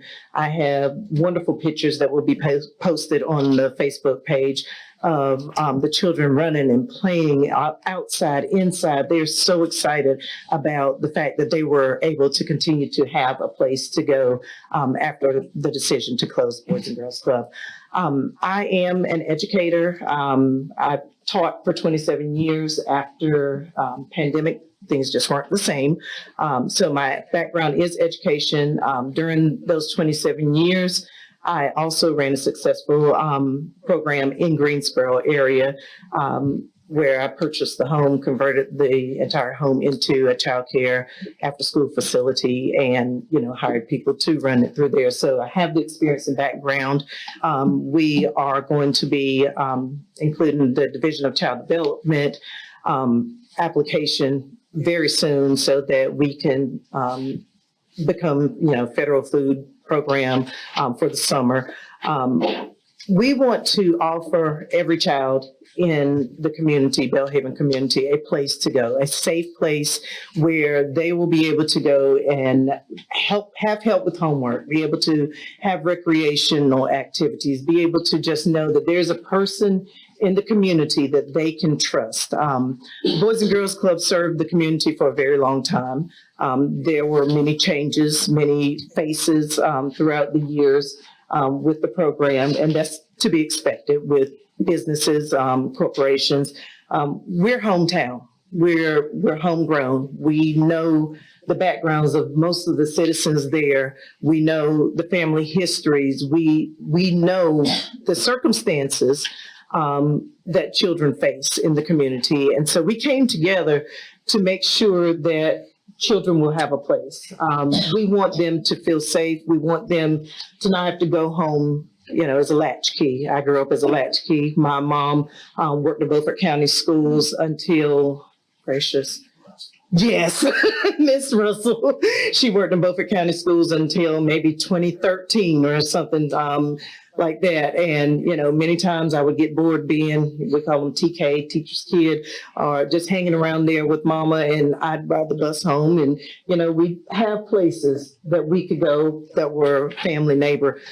Things have changed over the years, as we all know, and hearing the situations that were previously discussed about children within social service and different places, we want to make sure that children have a place that they can go. They don't have to go home and become victims of circumstance or whatever may happen at home. They have a trusted individual that will be able to serve them. I will provide tutoring services for children free of charge. I taught elementary school. I'm licensed in North Carolina, South Carolina, and Texas. I also have a certification in teaching children with dyslexia and special needs. I also have a certification of teaching children that are academically gifted. So I know both ends of the spectrum. I will provide those services for free. I want to provide tutoring services for children as they approach the EOG. I know the strategies and the techniques that are required to help students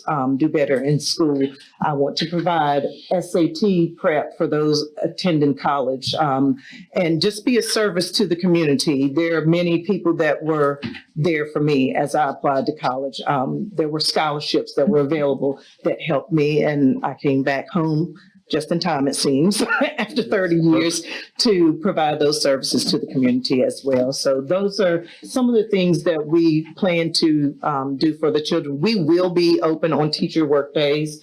We will have summer camp as well. That's one thing that feedback from the community. I sent out a survey of what would people like to see in the community as far as an after-school program, and they wanted a place that would be available on those days where the children were out and parents still have to work. And we have to have someone to take care of the children.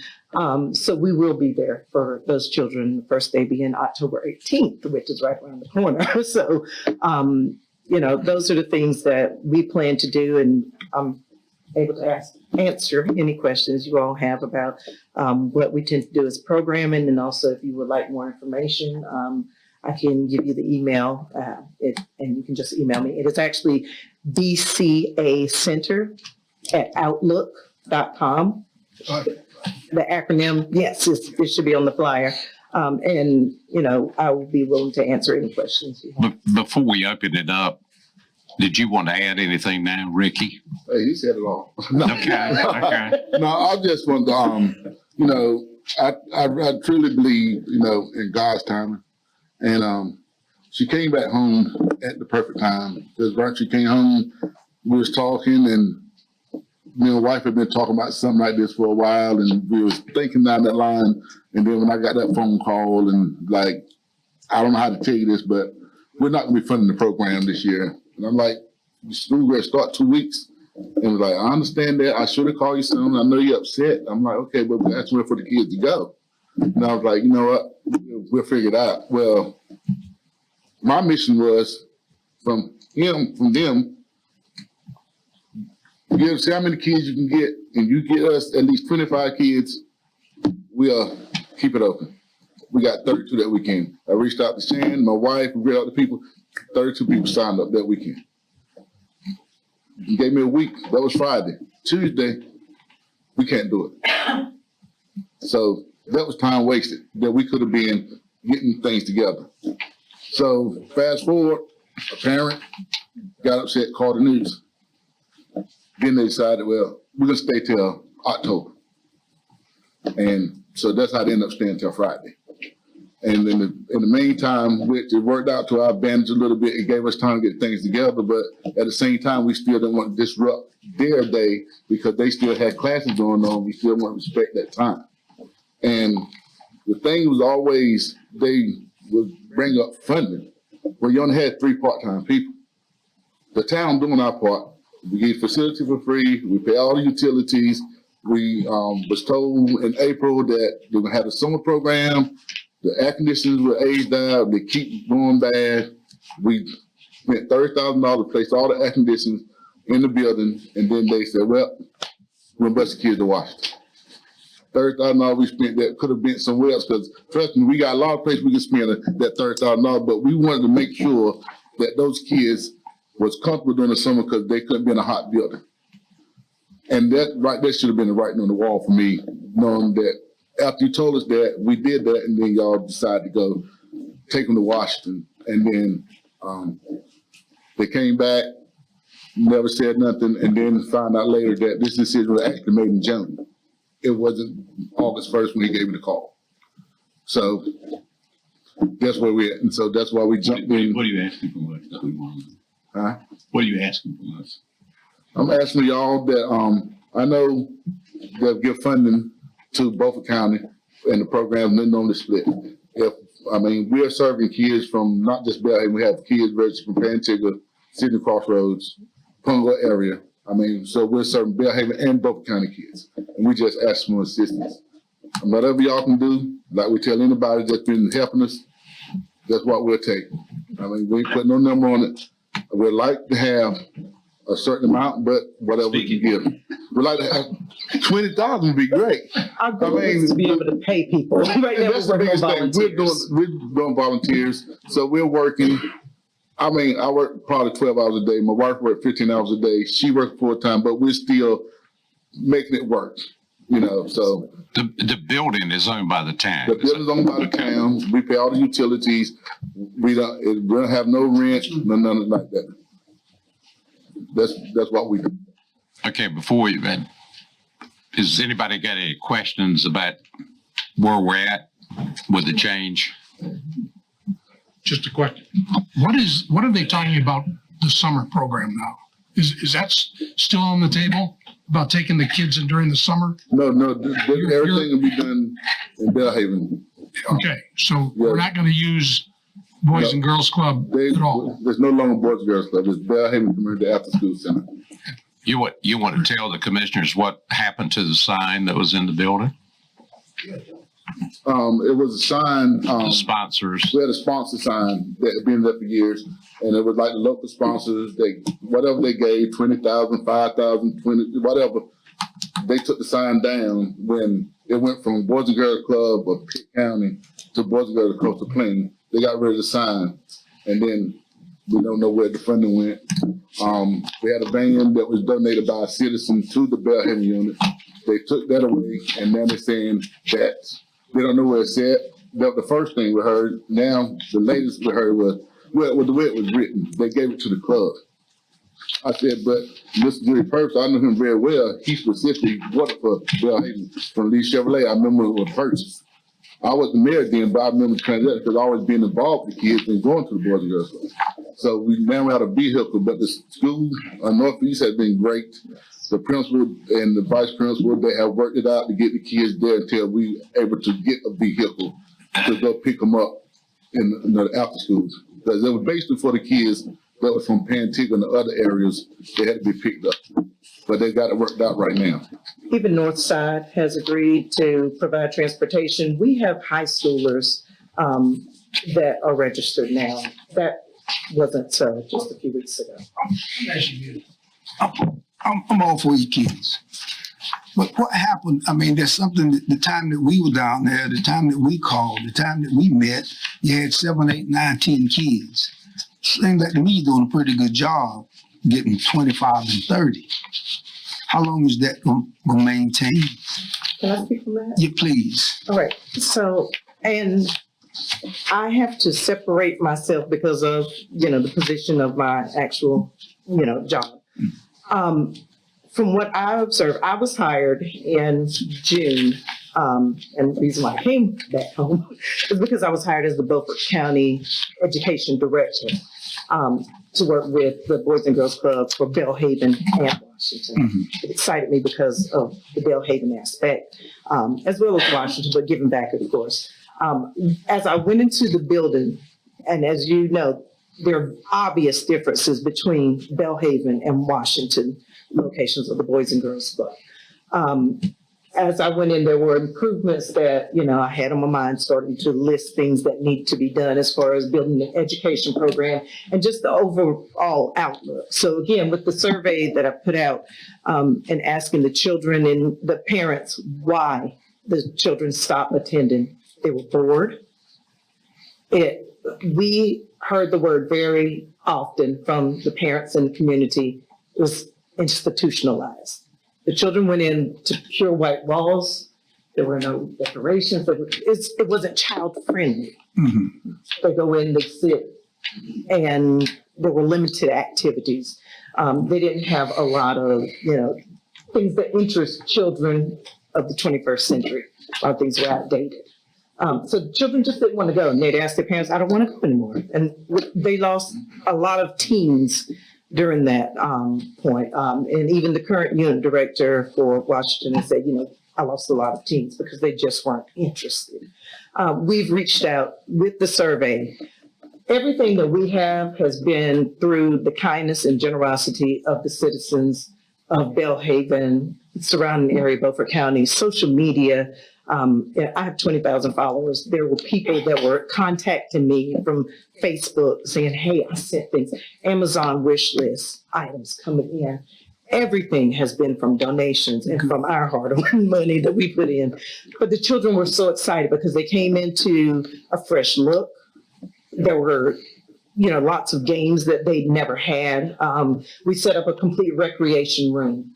The gym, even though there weren't any structural changes, just having soccer balls. Like I said, the pictures, they were outside playing soccer today. They had a basketball game on the inside. They had children playing with Legos in the recreation center, children that were able to play with board games. Kids don't play board games anymore. They're using their thumbs a lot, but they're being introduced to something that is new and interesting and creative.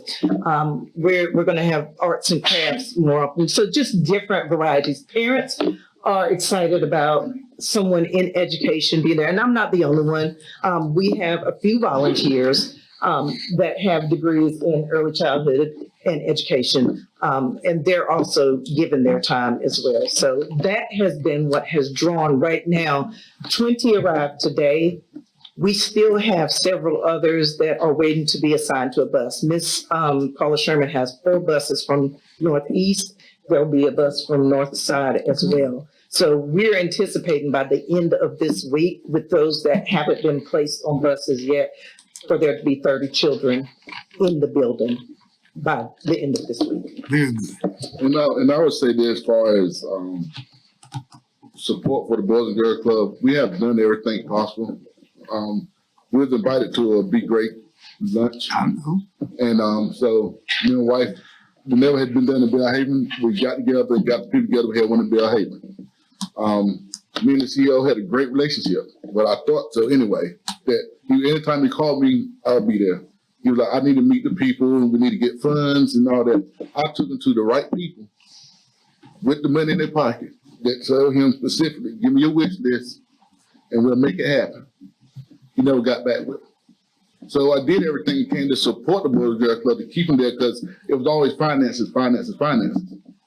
I believe you. I believe you. What you're saying is true, because I seen you some of the breakfasts that we've been to, and I know you announced the one that was canceled because of something in Belhaven.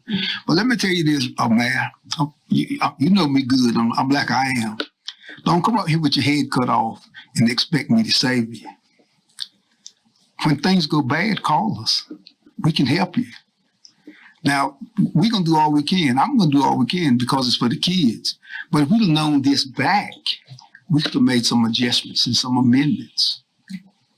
Yeah, and I understand that. And I know how budgets work, but when they hit us, our focus was just, and it actually hit me, and actually me and Brian had to be in an executive committee meeting at the partnership.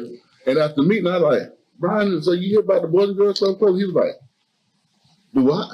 He hadn't heard it. So I actually was telling him something. And then this how it came out. Well, I serve on that board, and if you tell you, and I was the last one heard it. I heard it in the street. But I went to him direct. I'll be honest, the workers that I know that I'm very close with, still close with, and they didn't want to get themselves in trouble, they would let me know. They didn't find out till after school opened. That's when they sent the letter to the parents to tell the parents that they was no longer, we the ones were there to show the parents that they would have somewhere to go. Is there any other questions from commissioners? I got one. Okay, Randy. How set up is this building for a feeding? I mean, is there a working kitchen or? We're working on that now, and we have already reached out to Vera Ann over there, and they told us what we need to do. And once we get everything fully, all the paperwork and stuff done, then we'll have room. We had a room specifically for that, and they told us what we need for as sink, refrigerator, everything. So we got that area completely already covered. They used to have one years ago, and they kind of came in and took it out, so the area is still there. Okay.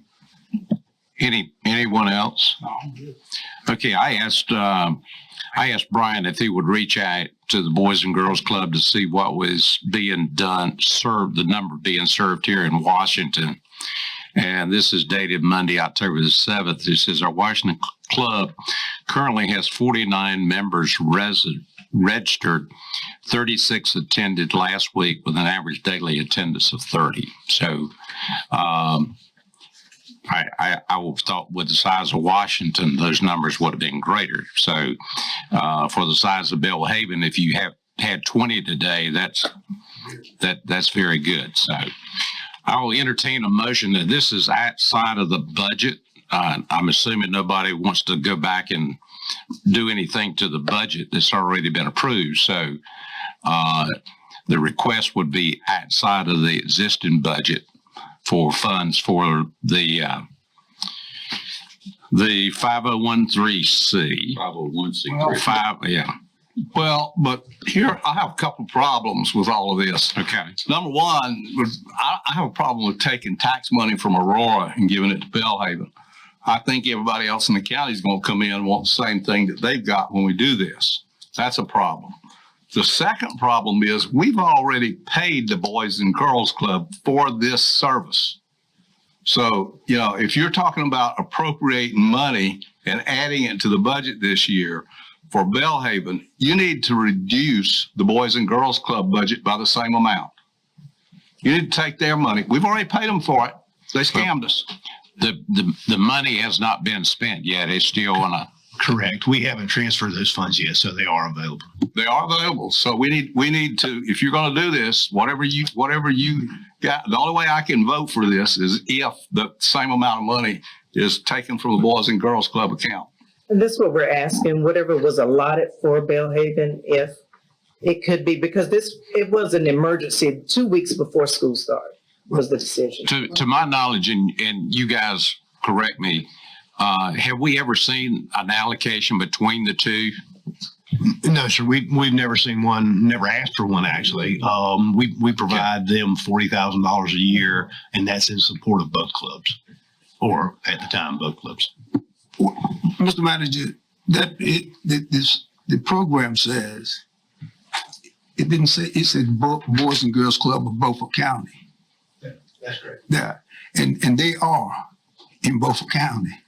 But they didn't earmark Belhaven, because it's just like he said, we had to do the same for Chalkawinity. No, but we sat right here and said this is for Belhaven and we said Boys for and Girls Washington. Club. No, we did not. Look at I the was budget. here. I remember what was said. We didn't vote for it, but look at the budget. But you're on the board of the Boys and Girls yeah. Club, so you need to tell people you're here advocating for the Boys and Girls Club to keep that money in Washington. And it's not fair for the county to have paid money the way these people have been treated, the way they've been hoodooed, and to add money to the budget to look after this small number of children in Belhaven. If you're going to fund them, that we've already paid the Boys and Girls Club for it. We're getting it back into fraud, and I found out you guys don't understand the definition of fraud. Then we need to take the money from the Boys and Girls Club and give it to them. I do not have a problem. Yes. Okay. Yes. Based on the 20-30 mix, which was their averaging 30, they said, and you're sort of averaging 20, that's about 2/3, 1/3. So I would suggest that we reduce the Boys and Girls Club budget by 1/3, that we're committed to them, and move that money over to Belhaven. I can support that. I don't have a problem.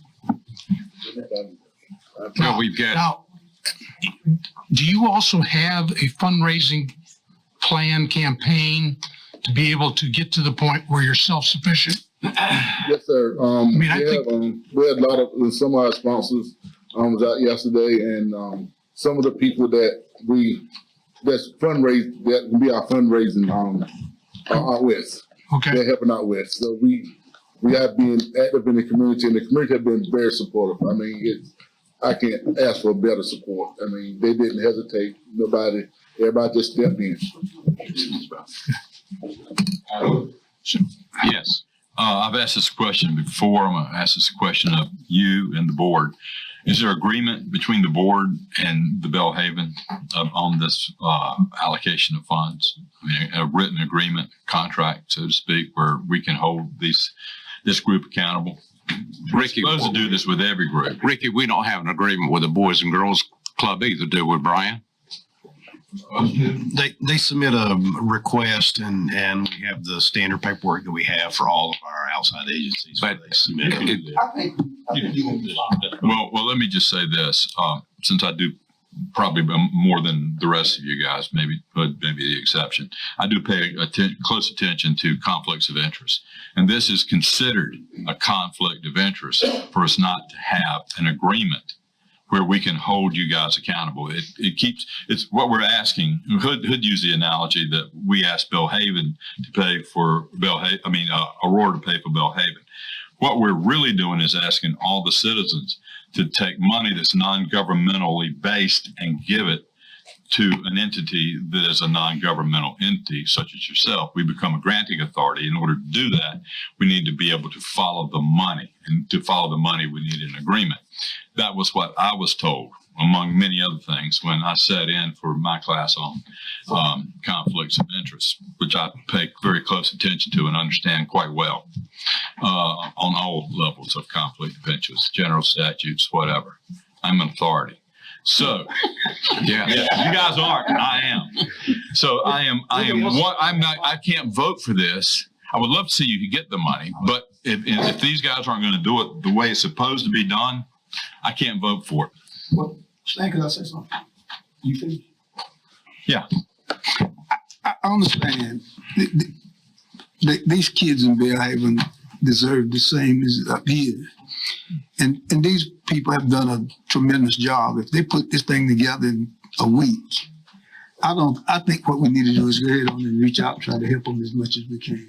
Now, that's the way I feel. I get this thing off the ground. I make a motion that we appropriate $13,300 to Bellhaven as for the Boys and Girls Club, that they file an appropriate agreement, whatever the manager wants that he's been getting, and that we reduce the Boys and Girls Club budget by the same amount and not pay them that this year. I'll second that. Okay, we got a motion, a second.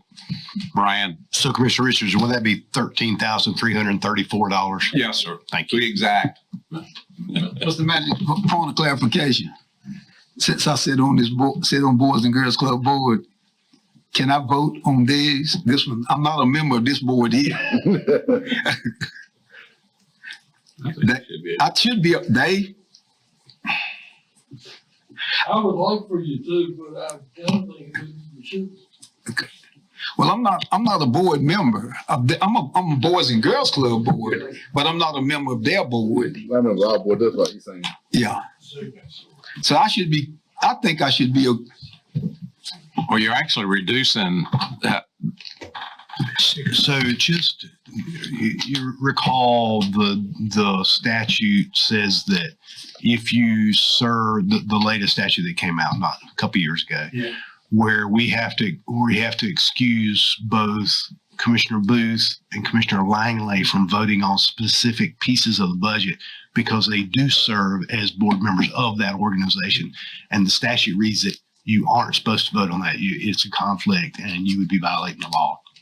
So we have pulled that out. So like the county attorney said, my suggestion to you would be, let's do it the same way, so that there's no issue. Okay. All right, we entertain. Still good. Do we need a motion to? Do we need a motion for? I second it. Okay, we need a motion to recuse Commissioner Booth from the vote. I moved to it Langley too. No. That's on a different manner. Okay, we got a motion and a second. All those in favor of recusing Commissioner Booth, raise your right hand. All right. So we got that off the table, and you thought your life was complicated. I understand. Trust me. I tell my board it all the time. Now, we still have a motion that's on the floor and a second. Is there any more discussion before we take a vote? Okay, all those in favor of the motion, please raise your right hand. Opposed. Those opposed. You're opposed. Okay. Did you get that? Okay. Thank you all very much. Thank you very much. And Brian, whatever you need from us, just let us know. We'll get it to you. I truly appreciate y'all time, and thank you. And Ed, I promise you, I will call you. I got you. And look, and I do invite each and every one of you, if you're in the Branson area, stop in, see the place. I mean, we still work in progress, but we have made a lot of progress. So, I appreciate it. Thank you very much. Okay, we're down to item number 2, Commissioner Richardson. Which page are we on? 424. Okay. Oh, that's the LGBT plus club. Yes. Okay. The community college is allowing an LGBT plus club and LGBTQ plus club to meet on campus. Now, let me explain where I am with this. We don't need to be using our educational institutions to send young people the wrong ideas and to give them the impression that what goes on within LGBTQ plus is moral, ethical, legal, or anything else.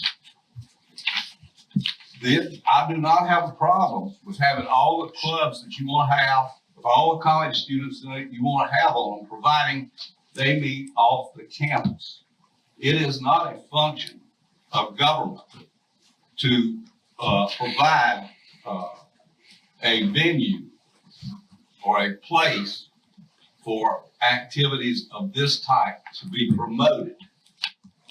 And that is my problem. My problem is the use of government facilities to promote activities such as LGBTQ plus clubs and the like. And the community college board of governors should have been a lot smarter than to let something like this happen and something like this go on there. It's bad enough that we have to deal with these things in the public schools on a subversive basis, if you will, because nobody will admit to it. But it is terrible that we send messages to young people, even as young as 21 and 22, 23 years old. Those are young people. Their minds haven't fully formed that this kind of behavior is acceptable. Whether you agree with it or you disagree with it, do it off campus. That is my problem. I propose a resolution that requests that Beaufort County Community College cease to allow this club to meet on campus and tell them they can move their activities off campus if they so desire. And that is my purpose. Commissioner Richardson, Dr. Loop sent me an email and said that he had a conflict and had plans to be in Tennessee, but he said he would be willing to come in November to address your concerns. But I understood that the president of the board was going to be here. Is the president of the board here? Chairman of the board? Chairman? No. Okay. She's not here? Yeah. The chairman would also said that she would be here. I thought she was going to be here this evening. No, she said that she would be here with Dr. Loop in November if you wanted them to. Oh, I want them to. I definitely want them to. This whole thing is of vast importance to the community at large, and I haven't talked to anyone that supports this kind of behavior or this activity. If you recall in the last board material, we had the college policy as it related to the different clubs. I mean, how do you pick one out and say you cannot meet on campus? Believe it or not, it is very easy. Do you believe? They have a welding club, they have a math club, they have a French club. Whatever goes on with the clubs around the community college is intended to support the teaching activities of the community college. So my question to you, Dr. Loop, and the chairman of the board, what courses do you teach that goes to lesbian, LGBTQ plus activities? Name those courses for me. If you're teaching it, name the courses. And the answer is you're not supposed to be teaching the courses to begin with. So this stuff doesn't belong there to begin with. Do you believe in the Constitution? Absolutely. Do you believe in the First Amendment? Yes, sir. Okay. But there's limits to freedom of speech. You can't yell fire in a crowded theater. You can't teach immoral and certainly illegal in some places activities using public property. I believe in Christianity too, by the way. Jesus Christ. And Christianity teaches against this. I'm also believe in Christianity. And I also believe in the Constitution. So you support these activities? You tell me a way legally that we can pull somebody out and say you cannot meet on campus. This is not about whether it's being taught. What if the Ku Klux Klan wanted to meet on campus? Where would you be with that?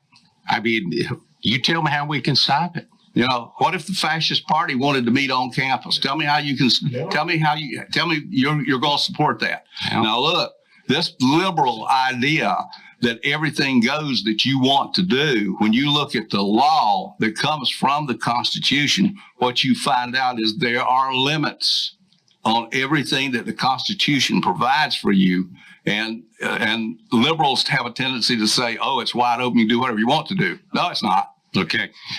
There's a motion on the floor. Is there a second? Did we get a second? I'll second it, and I'd like to speak.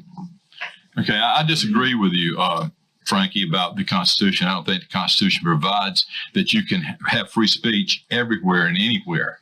I think there are certain limits, as Hood said, to the extent that that free speech is warranted. That's the key. Free speech, and the Constitution gives people the right to assemble. It gives people the right to have a grievance with their government. We've seen enough of that here tonight, and by God, they have the right to do that, and we should listen to them. The Constitution gives a right to a free press. Well, we don't have a fair press, but we have a free press, and we have press can say just about anything. Then people like myself can say what we want to say about them, and with our bully pulpit and call a horse, so to speak. But what Hood is doing. Let me tell you the way Hood is going about this, and correct me where I'm wrong, Hood. Hood is putting the onus back on the governmental agency and saying, okay, you represent the will of the people. The money that he represents going to that agency, that group, the community college, they have to use that money wisely and well. Now, Hood is saying, since I am this granting authority for the people of Beaufort County, and I represent these constituents, and he says he's spoken to a lot of constituents, and they don't believe in the LGBTQ being treated like the chess club, so to speak. Or maybe there should be a MAGA club out there. Everybody wear Trump hats. Yeah, I wonder how that would be received. And trust me, they're just wanting to make America great again. They're not talking about all the sexual activities that go along with LGBTQ, which is their right to do so. But Hood is saying, is this something that schools should be involved in that are publicly funded? Am I right, Hood? Is that what you're doing? So Hood is putting this out in the public discourse. I don't think it's a freedom of speech issue. If people want to talk about LGBTQ issues in the hallways, at lunch, on the grounds, nobody's having a thought police situation going on or calling it disinformation or misinformation. They can talk about all the LGBTQ plus IA, whatever else is involved. I'm not familiar with all of it. And I don't do pronouns either. I don't know how they all work. But I think if they want to do that, they have the right to do that. No one can preclude them or stop them. Now, if the college says, we want to do this, we're heavily in favor of LGBTQ plus IA, whatever else they come up with, then I think they have the right to do that. And then we as commissioners have the right to either fund them or not fund them. I think it comes down to that. Am I understanding you right, Hood? So this is why I've seconded this amendment, this motion, because it is important for the public to know how we, as the funding source, or one of the funding sources for community college, feel about these issues. Any other comments by commissioners? Well,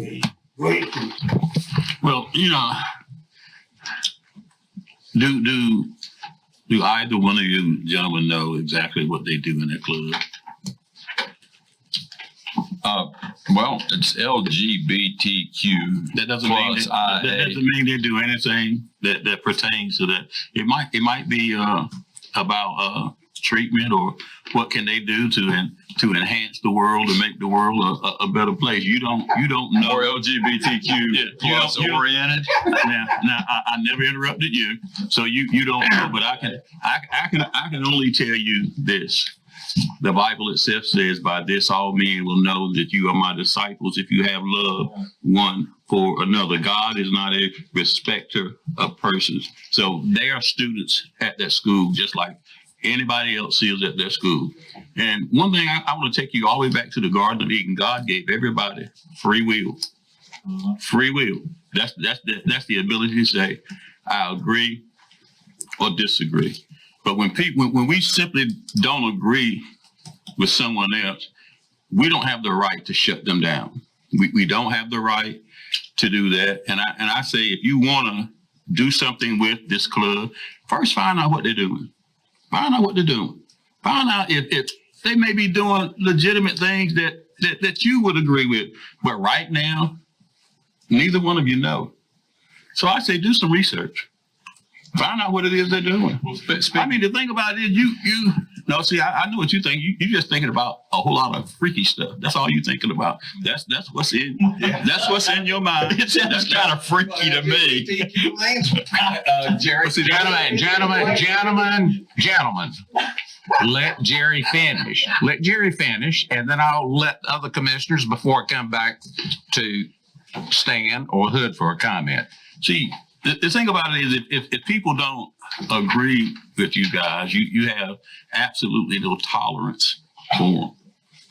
None whatsoever. And the thing about it is how if you want to win someone over to your way of thinking, certainly the way that you want to conduct yourself now will certainly not persuade anyone to change in any shape, form, or fashion. I mean, let's just be reasonable about it. I mean, if you really want to do something with this, find out exactly what they're doing in the club. Find out what their whole purpose is.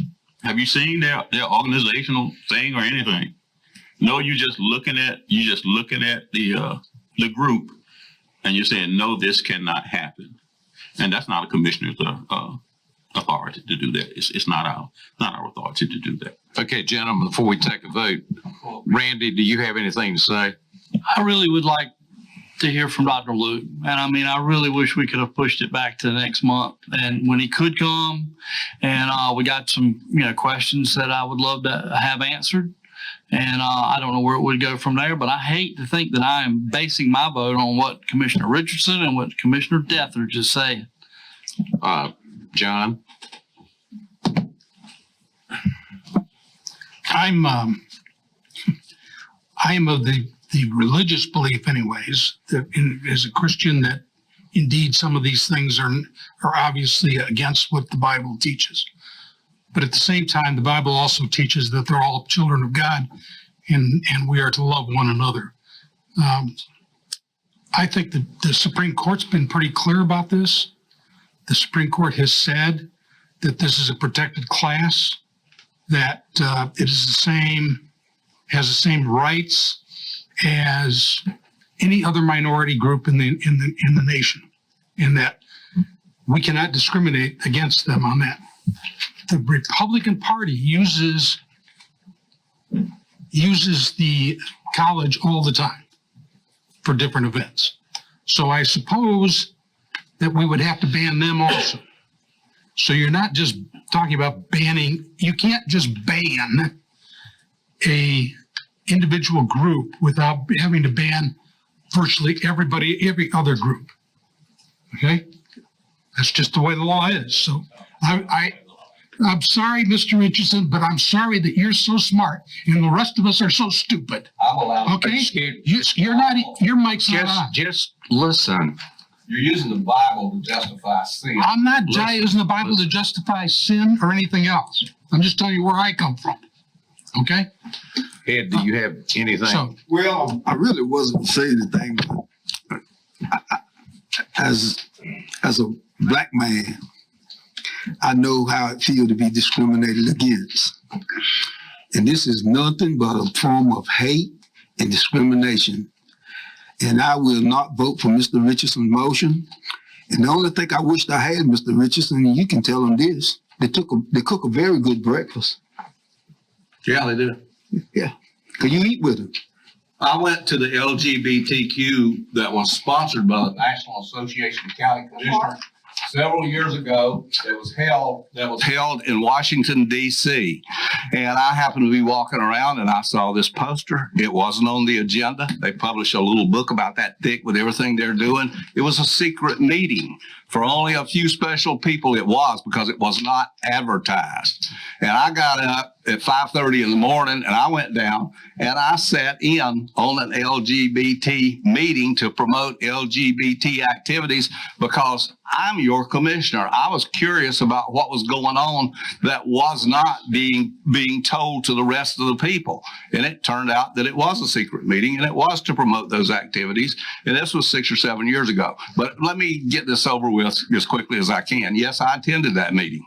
And but I'm not trying to keep these people from meeting. That's not the point. I'm not trying to control them. What I am saying is it's inappropriate to use public funds to hold LGBT meetings in public places and to promote it to young students who are in their formative years, because a lot of those people are going to make some serious mistakes that they will regret the rest of their life. And for you phony Christians to sit up here and use the Bible to justify sin is an insult to me as a Christian, because obviously you haven't read the Bible. You use it to do whatever you want to do. And we know how that works with Christians. So if you're a Christian, prove you're a Christian by doing the right thing on this vote. I will, but I'll pray for you all night long. Good. Thank you. Come back to me. I got one thing. Okay, one more and then we're going to take a vote. Yeah. Somebody's, Oh, mine's Jerry. all right. Yeah. Well, thank you, Jerry. I appreciate your Christian opinion. Although I do remember the Old Testament, Deuteronomy, Leviticus. It pretty much specifies that some of these activities are abominations. And I know that Jesus came and he was a Jew and he blessed everyone and he gives everybody redemption. But that's between Jesus, the Redeemer, and those people. We're not getting in between that. Hood made a position that public money probably should not be spent for this. We are living in a time where young people, 1 out of 10 people, young people do not really understand what their sex is. We are living in a time where fertility rates are half of what they used to be. We're living in a time where young men are not able to qualify for the military because they are in such poor condition. We're living in unprecedented times when America may be going down the tubes the way of Rome with the bathhouses and the games of gladiators. These are terrible times we're in right now. I recognize that. A lot of other people recognize that. And yes, a lot of those people are Christians and I go to church with them. So, and a lot of people I talk to, maybe these are my constituents are the same as Hood's, but they agree that something is amiss in our society, in our nation. Now, Hood may be overzealous to some of you people who are jumping on this bandwagon of LGBTQIA plus and whatever it is now or shall be in the future. But as far as I can understand Hood and the people that support Hood and some of the people that support me, at some point, we as the public funding source have got to take positions on what we fund and what we don't fund. And I don't think that you can equate LGBTQ with the chess club or the French club or the travel to across the world club, whatever they want to do. I think it's an advocacy club more than it is anything else. And I don't know if that's what government should support, the advocacy of what is specified in the early books of the Old Testament as abominations. Okay. All right. All those in favor of the motion, raise your right hand. Those opposed. Thank you, gentlemen. Okay, we're down to economic development discussion. Commissioner Richardson. Mr. Chairman, if I may, Stan Deatherage has an item that I think should come before my items. So with the permission, your permission, I'd like for him to present his item and then I'll follow with mine if necessary. Okay, if you guys want to do that, we're going to go to the next item, the bid process for the jail fee, and then we'll. Okay, so you want to lead that off? For the time being, let him go before me and then we'll. No, let's go ahead and go to the jail fee. No, I don't disagree with that. Okay, all right. You're up. What you've got it on the agenda. Oh, for discussion. Yes. Well, what I'd like to know is, I've been seeing a lot of cross currents on jail food and a lot of questions asked about jail food. And my understanding is jail food has been bid 3 or 4 times and it keeps coming up for bid. So where are we in our contract on jail food?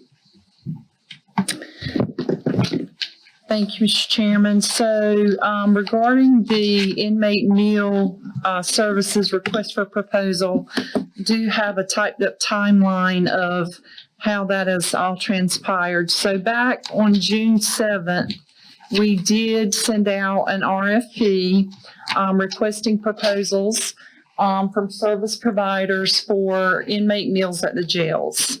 We only received one bid. So the law is that you can't open the one bid. You have to resubmit it and rebid it to get more than one response. So we did that, and we sent that back out on June the 10th, 3 days later, with a bid due date the second time around of August the 23rd. So we had a lot more interest the second time we put it out for rebid, and we had a couple of the vendors that expressed interest in actually visiting the facility so they could see the setup and how the meals, could be set up and prepared or distributed or whatever. So we had to actually extend the due date of those bids from August the 23rd to October the 1st to accommodate setting up appointments for those vendors to come in to the jail and look at the facility. So the ultimate due date for the bids were October the 1st. We did have the bid opening at 3:00 on October the 1st, and I believe we had 5 respondents. We did. We had 5 respondents. This was just last week, so we're in the process of vetting those bids and going through those. Among the people that bid on the second go around, I think it's provided by a restaurant called Trump Restaurant. Yes. Did they miss the bid time or something? Okay, so they're not in there. That's right. So it did come to our attention as we were reviewing and opening the bids on October 1st that our current provider did not have a bid submitted, and she did reach out to our purchasing agent later that afternoon and was upset because she had gotten mixed up with the day and thought the bid opening was the next day on October the 2nd. She did request that her bid be considered, and we told her that, we're sorry that we would not be able to accept the late bid. Well, what are the bids that you have? What are those 5 bids? Who are they from, you mean? What are the amounts to provide a meal? Like I said, we just received the bids last week. We're not through vetting those or going through those. But you've opened it. We have opened them. Well, it's public information. That's What are the right. bids? I don't have the bid tab with me. Do you? Well, that's what I asked for. I asked the clerk for the. You had those in your book. We were- When you they picked were your sent book up, to it was a you. big package. Oh, is this the bids that Yes. right here? And if you give me a copy of it, I'll be glad to share the amount. Well, I can share the amounts because Okay. I can read. Let's see. I mean, Oh, I yeah. think it's a little premature to talk about it this evening. No, it's not. It's public information when the bids are opened. It absolutely is, but you're only looking at one piece of that. You're looking at just the price and only the price. There were other requirements that were part of the proposal. They had to provide us with certain documentation, and we've not had an opportunity. Some of those bids are that That's big. the minutia of the bid process. I'm assuming that you're gonna do We plan to bring it back in November. in November, like on a spreadsheet with the different Well, bids. there's a Yes. problem with bringing it back in November. And the reason is their bids here from the Bronx in New York for like $27 a meal. Their bid, I didn't see a single bid less than $8 for a meal, and that was from people in Greenville, and speaking in round numbers. Now, There is somebody that bid $5 and something a meal. okay, there's another lady the company that's providing it now is providing it for like $3.25 a meal. That is I want to ask this question. When you've already got somebody that's preparing food for the jail that economical, why are we outbidding this again? So first of all, she has been the service provider for, I was told, decades, many years. More recently, She's been in there for like 10 or 12 years, not decades. Yeah, she hasn't been in there that long. Okay, 15 years. Well, 2017, did you say? Yes, sir. Okay, that's 5 years. Now that's 6 or 7 years. Who was in there previously? Because I came in 15. Yeah, that was the furthest She we was- had a record. Well, let me Yeah, give she's you. been there Seventeen. since before then because Well, she's been there ever since. Well, I've the been history on this is that the commissioners had trouble finding anybody that would provide meals. So we went to the hospital. That's And the hospital provided meals much more expensively than what she is providing them for, with a lot more calories and because people are laying around the jail getting fat. So what happened was the hospital raised their price to the point that we said, we're not going to pay it.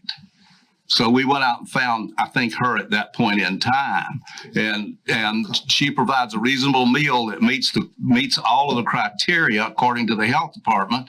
They've had one problem, which is not a serious problem, that the state is perfectly willing to waive, and that is keeping the temperature up on the meals. You don't have to keep temperature up on sandwiches and stuff like that. So she's delivering this material, and to put the whole story out here, I saw her because I see them when they deliver the meals about half the time, because I just happen to be outside when they bring it in. She said, what is going on with the bid and the rebid and the rebid on this stuff? And never coming to a conclusion. And I said, I really don't know. And I thought, well, I'll just keep my mouth shut about it, until she called last week and said that she had missed the time to submit a bid. She's got a price that you're not going to beat. I don't care what you try to do. So tell me what else you're trying to do in this process of jail food, because I'm not a fan of steak at jail. So there have been service issues with the current provider. What are those? I don't know that we really want to get into that. Oh, I want to get into Well, that. she probably wouldn't want you to get into that. I want to get into that. Okay. If you'd It's like to public speak- if you'd information. like to This is a speak about public the issues issue. that we've had. Now, you need to keep this in mind. I have went out there and looked at the food that she delivers. So this is not a matter of he said, she said. I have personally gone when they bring the food and say, open your chest, I want to see your food. And they have opened containers for me, and I have looked at the food.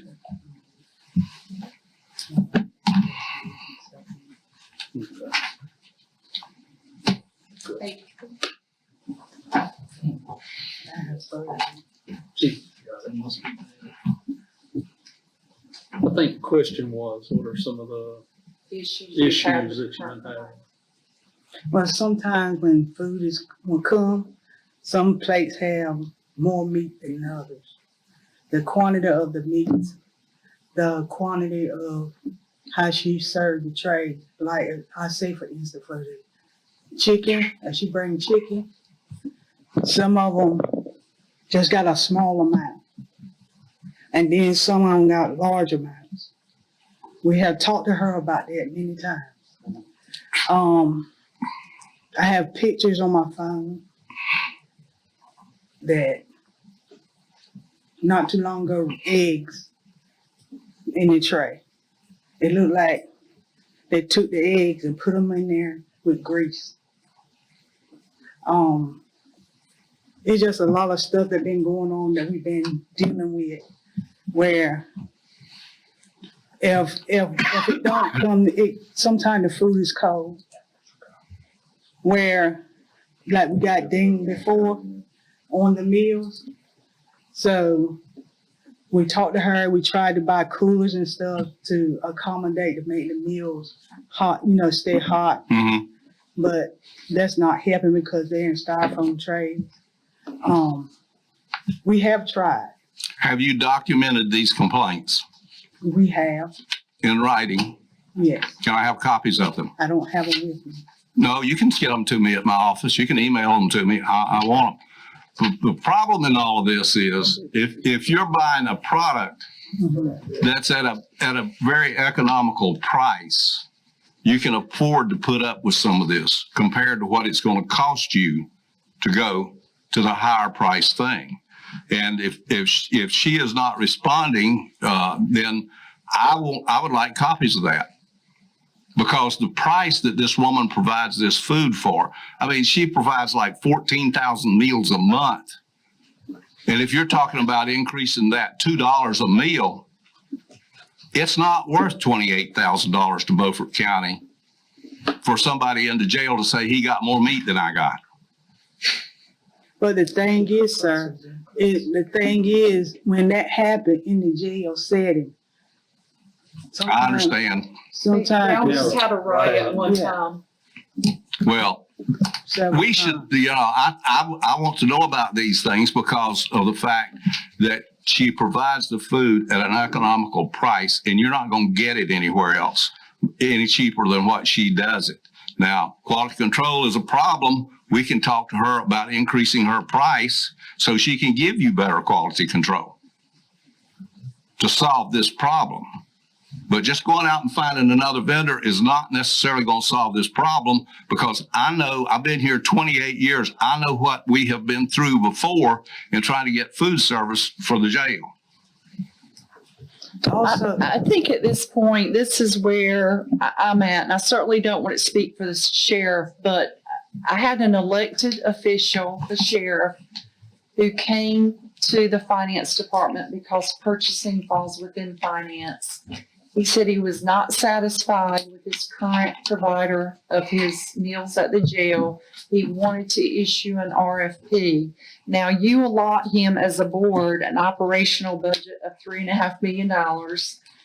I think he understands that the meals were probably going to come in a little more expensive, but he has made the decision that it is worth it to him probably to pay a little more than to deal with all the issues he's been dealing with the current provider. Well, and I think it's within his authority to make that decision. No, it's not. The commissioners make that decision.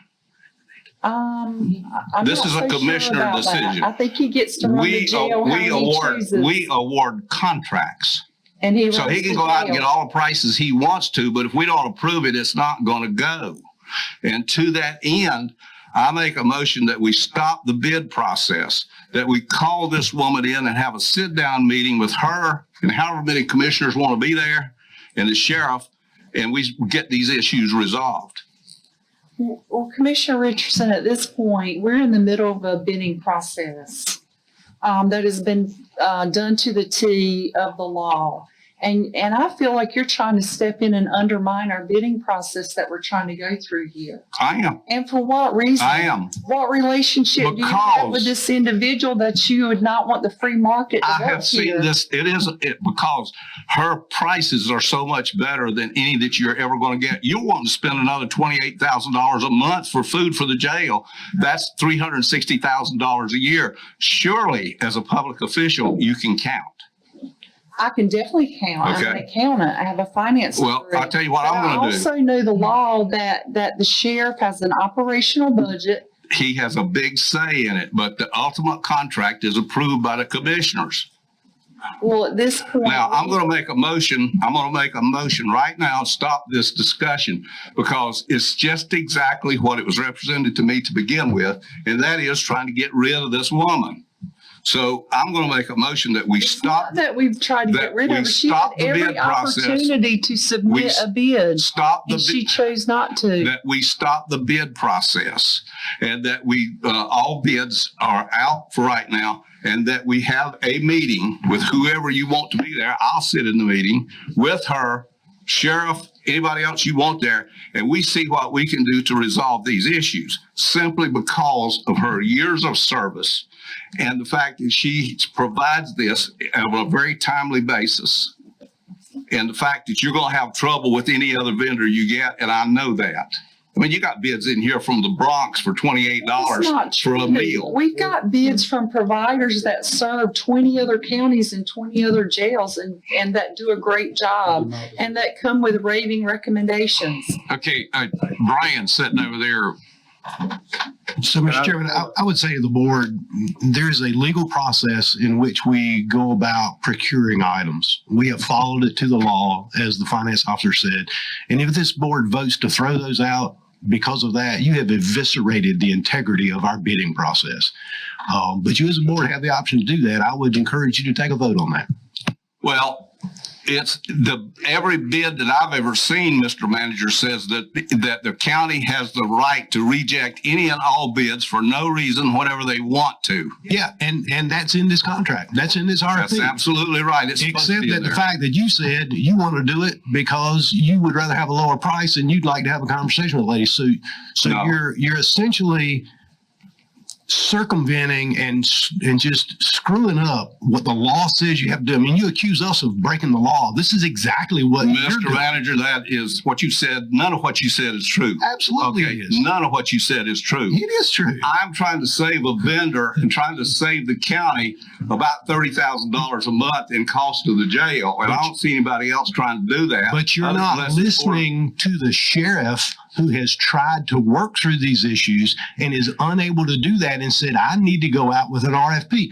That's He the can way do that it all works. that he wants to. And that's exactly but what the he did. commissioners control the money for the people of this county. Then vote to throw it out.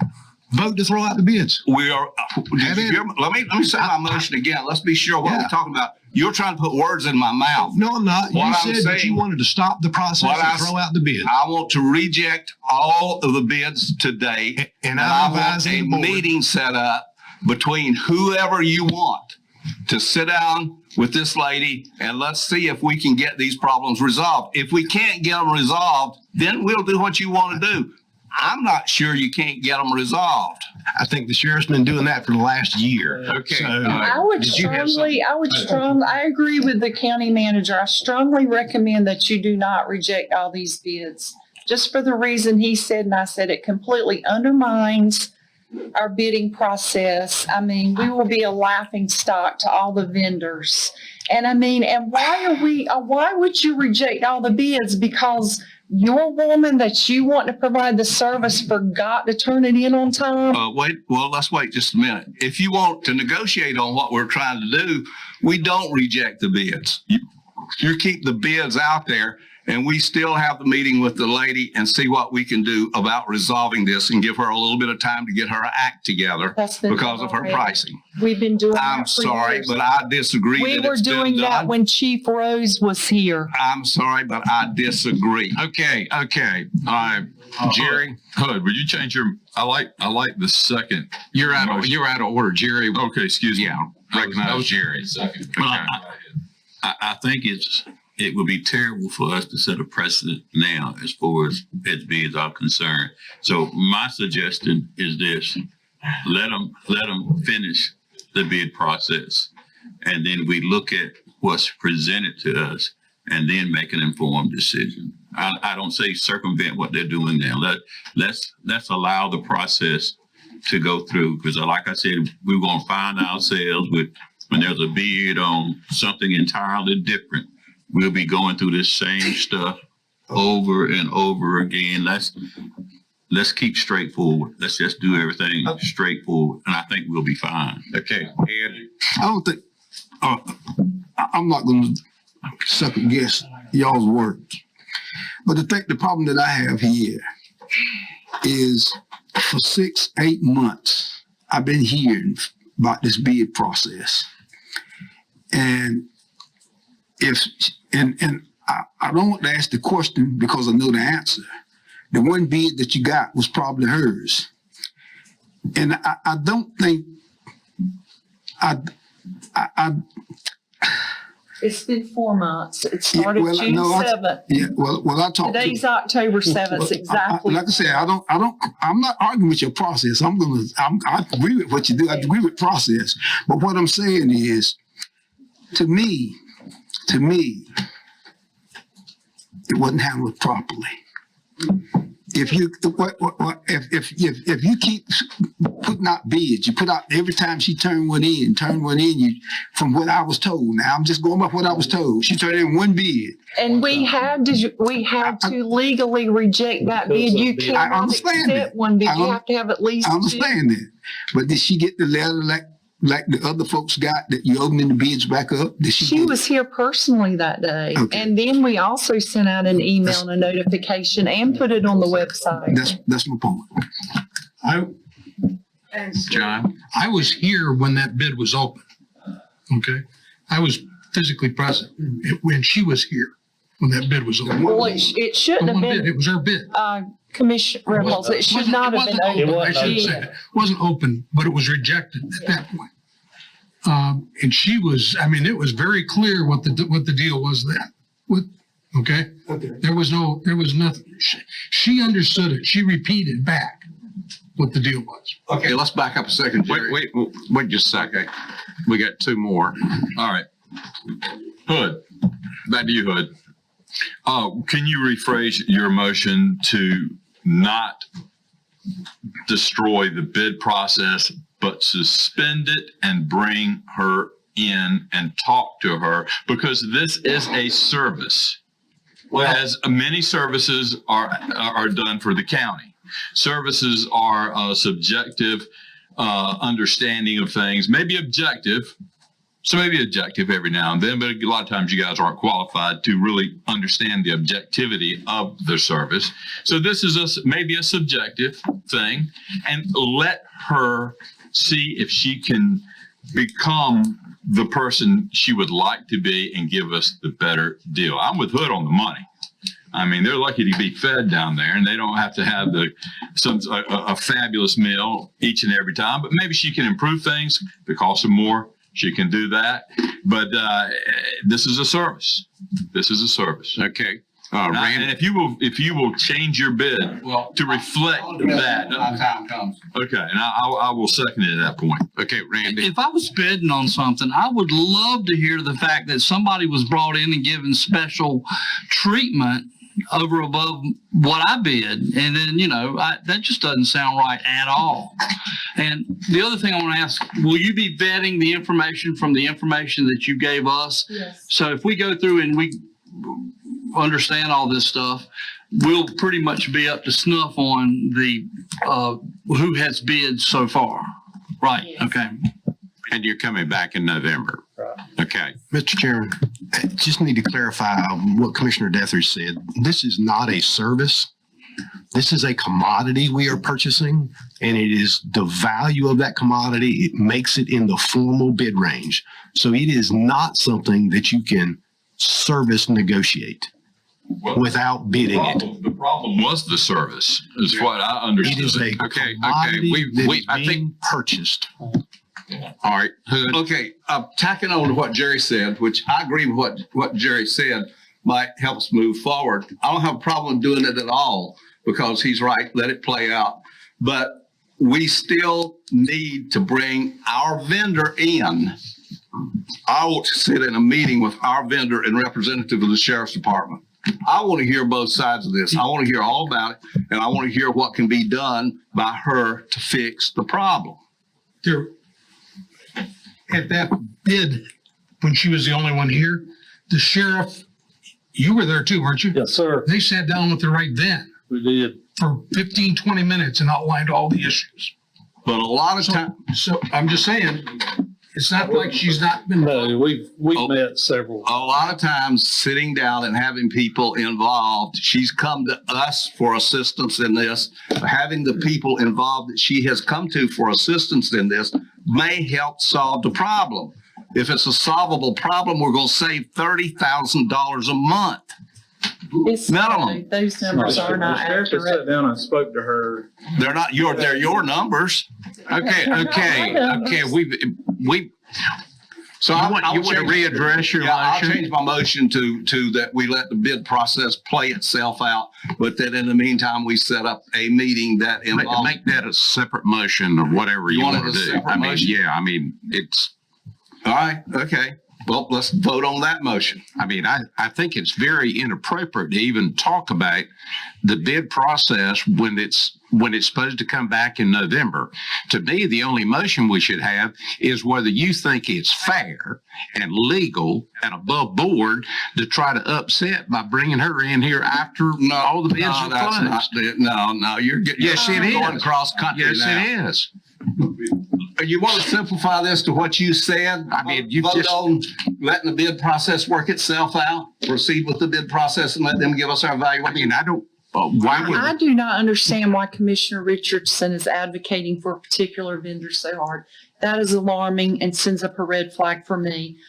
I believe. Are you accusing me of being dishonest? Because let's get something straight. Let's get something straight right now. I'm advocating for Beaufort County $30,000 a month, and you're apparently not doing that. Okay. What I'm telling you is the sheriff has continually, not only the current sheriff, the previous sheriff has continually over multiple years tried to remedy the issues they were having with the current vendor. It is not working. I do not believe the sheriff has any interest in continuing to try to work with her. And that is why he came to me and asked me to assist him with putting out an RFP. She had every option, like every other vendor, to issue an RFP or to respond to the RFP. She missed the date. And, you know, it's not surprising that she missed the date. I wasn't shocked at all, I must say. And then she immediately reached out to you by, I heard cell phone, so you know her well enough that she has your cell phone number. And all of a sudden there's an issue with our bidding process and you're trying to undermine our complete bidding process. There is a problem with your bid process, and I am trying to undermine the process. I want $30,000 a month from Beaufort County's pocket, the taxpayers that I represent. Process is illegal, and I don't know why you're trying to do something illegal. I'm a commissioner. I can do this. No, you can't do Yes, I can too. Okay. Look. Okay. If you've got a motion you want to make, you make it. And if we get a second, we'll vote on it. I've made it 10 times, but I'll make it again. Okay. Okay. You asked for 2 parts. Now I'm going to make another motion after this one. That's fine. That's fine. And I move that we allow the bid process to work its way out and that we get a report at the November meeting. Okay. Is there a second? I will second. Okay. All those in favor of that? I mean, the motion's been stated. Okay. All those in favor of that motion, raise your right hand. Okay. Is Randy against it? Yeah. Okay. You need to vote that way. Well, Okay. you didn't say opposed yet. Okay. All those opposed. There you go. Okay. Now your next motion. I make a motion that a group meet with this lady, including the sheriff's department, the manager's department, the bid people, the finance office, me, any other commissioners that want to be there, and sit down and see what we can do to resolve the issue to the benefit of Beaufort County. Is there a second? Second. All right, we got a second. All right, any discussion? All those in favor of the motion, raise your hand. All those opposed? Now, I want to point out to you, you need to be very carefully legally because you have just voted to not try to resolve this problem, and this lady may have a lawsuit open for you. Okay, I think that we have discussed this long enough. Thank you very much. I appreciate the job that you've done and appreciate the fact that you have followed policy and procedure. You did not to the speak to T. me, Mr. Chairman. I didn't say I did speak for you. Well, I can say anything I want to in this public Chairman, meeting. you should have said I speak for myself individually. Well, you sure don't say it when you speak. When you speak, you don't do that. I'm not the chairman. I'm Okay, you're Hood Richardson. Look. Who are you? Okay, you want to go to your next item? You seem to be wound up tonight. There must be a campaign on that side. I'm wound up every So night. why don't you go into the next one? We asked for Mr. Detheridge to be moved ahead of me. That's why we went to this. Rezoning. Yeah. The industrial park south in Chocowinity, 277 acres. There's problems. It is zoned light industrial. That needs to end immediately. We need to do whatever it takes in a very immediate manner to have it rezoned either to heavy industrial, which they do not have in Chocowinity, which might be a great undertaking, or do what it takes to end all zoning on that piece of property. It was satellite zoned before we bought it in 2006 by a vote of 5-2. 2 commissioners voted against it, and we argued vociferously that you don't want to zone a piece of property. And I'm not a big fan of satellite zoning anyway, especially when their ETJ didn't even reach that far at that time. So, but it did pass. There was a contingency on the board that allowed that to happen. 2008, we bought the property.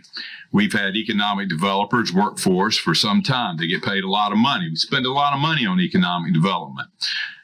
When you own a piece of property and you allow other people to manage it for you, which we do, we allow the Economic Development Commission, I guess Committee of 100 has something to do with it as well. I reckon.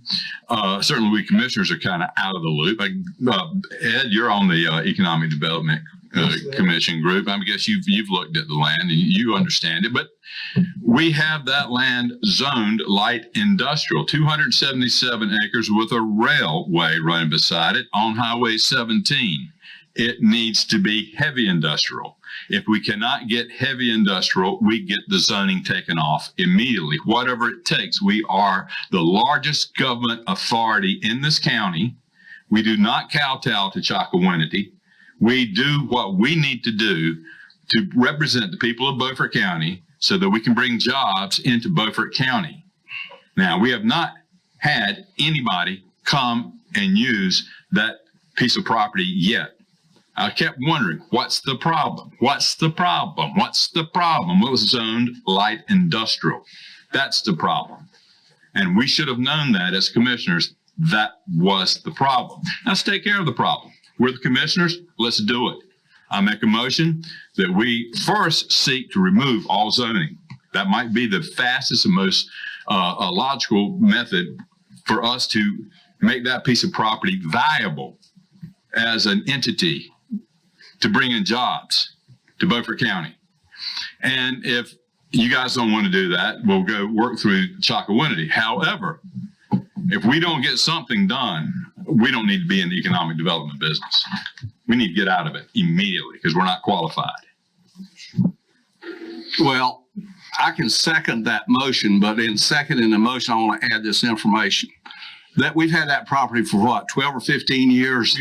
We've had it since, we've had it for 16 years. Okay, and nobody we've had a lot of people that wanted to come here and use the property, and they've always been told no. And I've heard of one industry after another, one company after another that wanted to go into an industrial park, and they were told no, they couldn't go in there. Well, Stan came to me, he's the one dug this up and said, you know, there's something wrong at the industrial park south that it can't be developed. And so we started talking about it. I worked on the city county planning board, so I know a little bit about zoning and how things work. So we started talking about where to look. Stan started looking, and what he found out is that the industrial park, we had a special legislation done, a session law, so that Chakawinity could zone the industrial park when we bought it. I voted against it because I remember arguing against it. And what we didn't know was, where we were taken was, Chakawinity only has light industry. They do not have a heavy industry zone. Even though there's heavy industry inside of the town of Chakawinity, over there around where the plants were and the railroad tracks are and all that stuff. With the kind of zoning that we have on the industrial park south right now, it's never going to be developed unless you can have things out there like frame shops, automobile repairing, stuff like that. We've been wasting our time now for 15 years on a piece of property that if you built a railroad spur usually implies heavy industry. I doubt if you could get a permit to build a railroad spur out there. So we need to take a look, as Stan has said, at what we can do to get this property so it can be developed. And one of the things was to get the self-cession law repealed and Chakawinity's zoning repealed, and it's not zoned at all. The commissioners have the say on how the property is used. You know, we have gas on the property. We have high voltage electricity on the property. We have a railroad on the property. There is sewer to the property. And there's water to the property. You have everything that you need there, but you can have a frame shop on this 270 acres. That kind of business. Fellas, we need to look at this because the public is being taken advantage of. Brian? Yes, sir, Mr. Chairman, just a couple items. I'm glad Commissioner Richardson updated that because there is no such thing as satellite zoning. So I appreciate Commissioner Richardson saying what he did. I Because never said satellite. Commissioner Deathridge. Stan said satellite. Well, that's why I appreciate you explaining that to Commissioner Deathridge. So February the 6th of 06, there was a regular meeting by this board, and Commissioner Richards is right. He and Commissioner Deathridge voted against it. But in 06, there was a request by this board to ask for a local bill that expanded the ETJ of the town of Chalkawinity. Session Law 2006-51, House Bill 2524 was passed by the General Assembly and ratified on the 30th day of June 2006, which essentially extended the ETJ to include this piece of property. So because it is in the ETJ, the general statutes of North Carolina say that the municipality is responsible for the zoning. There are options to suggest that zoning be changed. The heaviest industrial zoning that they have in the zoning is L1, which is light industrial. But the property, and I've got the zoning map here, it's managed by the Mideast. But the property that Commissioner Deathridge or Commissioner Richardson was referring to over off Dunbar, where the rail sidings are, is actually zoned L1, light industrial. There are some things that you could ask maybe that they add to light industrial, but I think you get a little better help from a municipality in asking them instead of insulting them, and to say why you would. But looking at the permitted uses within light industrial, apparel and clothing manufacturing, automobile parts and accessories manufacturing, bakery and other establishments manufacturing, building materials, building machines manufacturing, dry cleaning, laundry plants. There are, if you look at the city of Washington, they have a heavy industrial, typically in zoning, which of course I know the board does not like zoning. I hear that.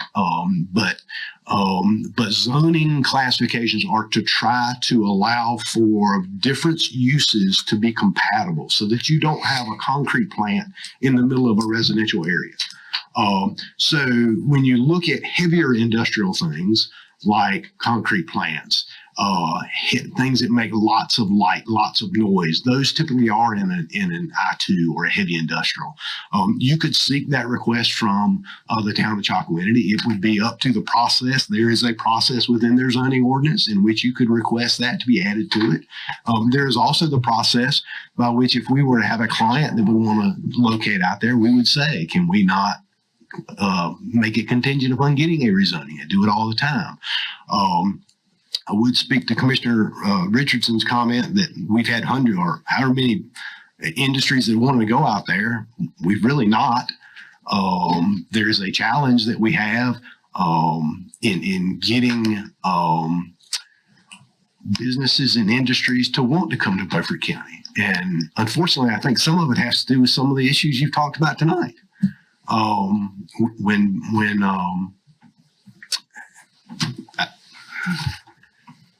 Businesses want to be in a place where they feel like things are going well and they're heard. And there was a story that was told me once that there was a person who was here for a business, turned on the TV, watched the county commissioners meeting, and said, "I'm not locating my business there."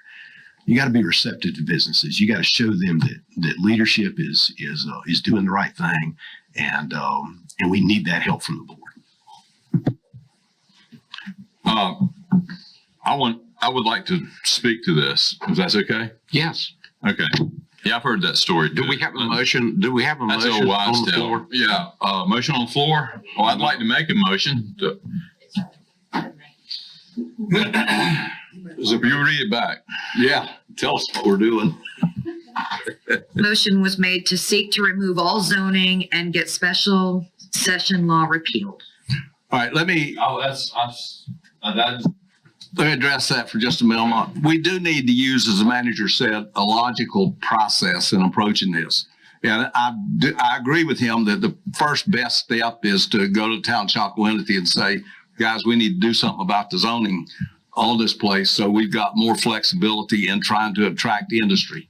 Because if you give the copy of the permitted uses on the L1 zone to a prospective client, right away you've knocked out a lot of people. And it would be awfully nice to be able to give them a piece of paper that said, here's the zoning that's compatible for heavy industry or anything else or anybody that wanted to come here.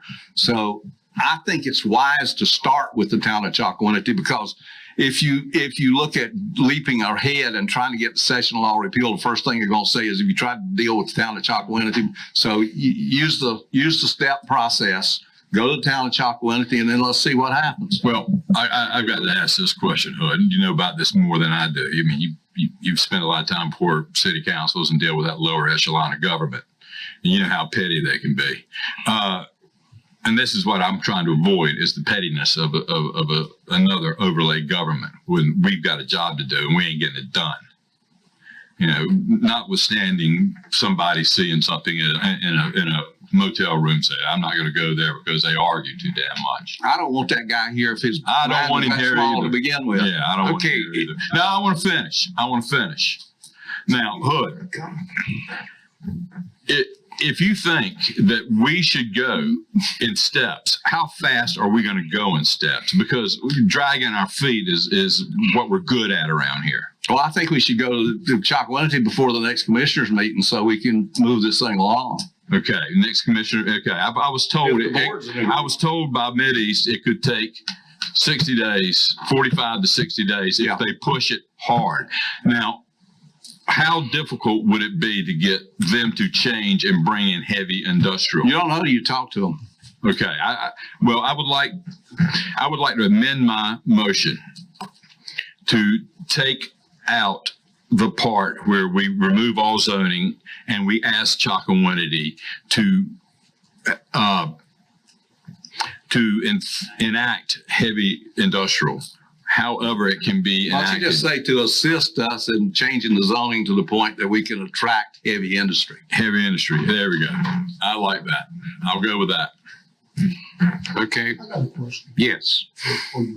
Hey, I mean, Mr. Manager, I got a question, and you've done this before, and probably Hood done it before. But doesn't the town of Chocowinity have a board of adjustment? They do. Is it possible that if we get a company that want to come here heavy equipment, that they could go in front of the board of adjustment and take about 30 to 60 days? I wouldn't want to quote timeframes on it because, I mean, there are some opportunities to request a rezoning. You see that before. Recently, the city of Washington did that. They had a developer come in and say, I'm going to buy this piece of property contingent on it being rezoned. I will tell you that we internally have had the conversation about light industrial and whether it needed to be adjusted. We just haven't run into an issue where it's been a problem yet. But I mean, there could be. The challenge that you run into is when you start talking about the things that heavy industrial bring in. And I hear what you're saying. It does butt up to some residential areas. There is going to be some outcry from folks who say, I don't want. I mean, when you think about heavy industry, you think about kind of the worst of the worst, right? Concrete plants, things that go bump all night long, make a lot of noise, make a lot of light pollution. You probably will get some pushback on that. And that's understandable. But it's certainly something that the board can ask the town of Chocowinity, their planning board, to take a look at, to ask if there are some additional categories that they can add, maybe to L1, to their light industrial, or maybe they can actually have an I2 zoning, a heavy industrial. Excuse me, stutter. That may be part of the solution. So, I mean, you don't know till you talk to town of Chocowinity and see what you can work out. But the problem is this: you don't get to the point of a company saying, I want to come here if this is rezoned, because when they look at the schedule of uses for light industrial, chances are they're going to go somewhere else. You're trying to attract them and show them that, hey, this thing's ready to go. If you want to come, you're in the ballpark. I think a lot of companies may have looked at this and seen that light industry and the list of permitted uses and that sort of thing and said, well, we need to move on because they're not interested in something like us. So the other thing I would say to you, I mean, notwithstanding Commissioner Deathridge's comment about the lower echelon of government, municipalities are units of local government, just like counties are units of local government.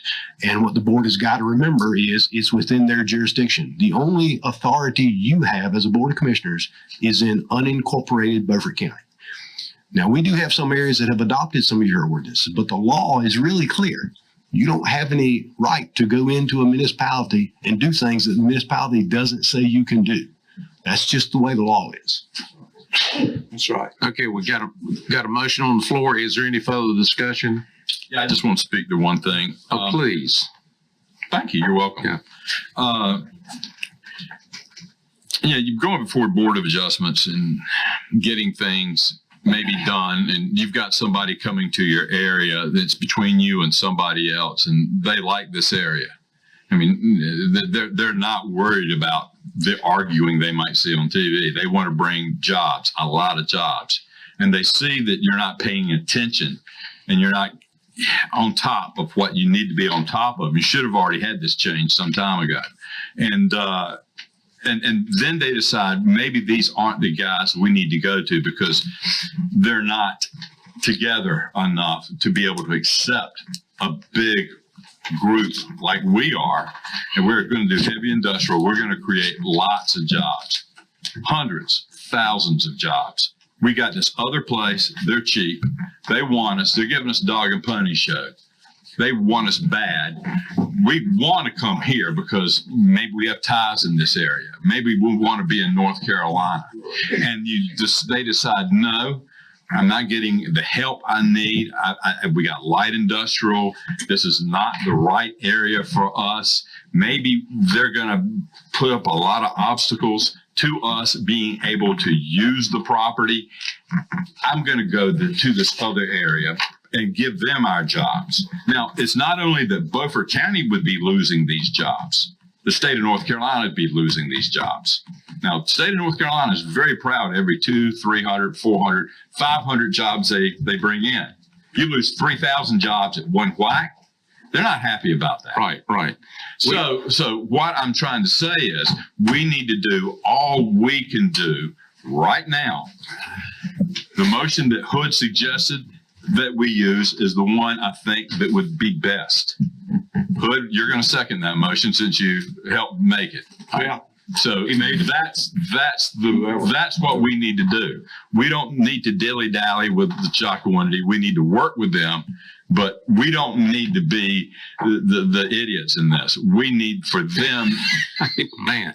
Yeah, we don't. We need to be smart. We need to be smart. You've got a motion and a second on the floor, and it's probably going to be voted on with a unanimous vote.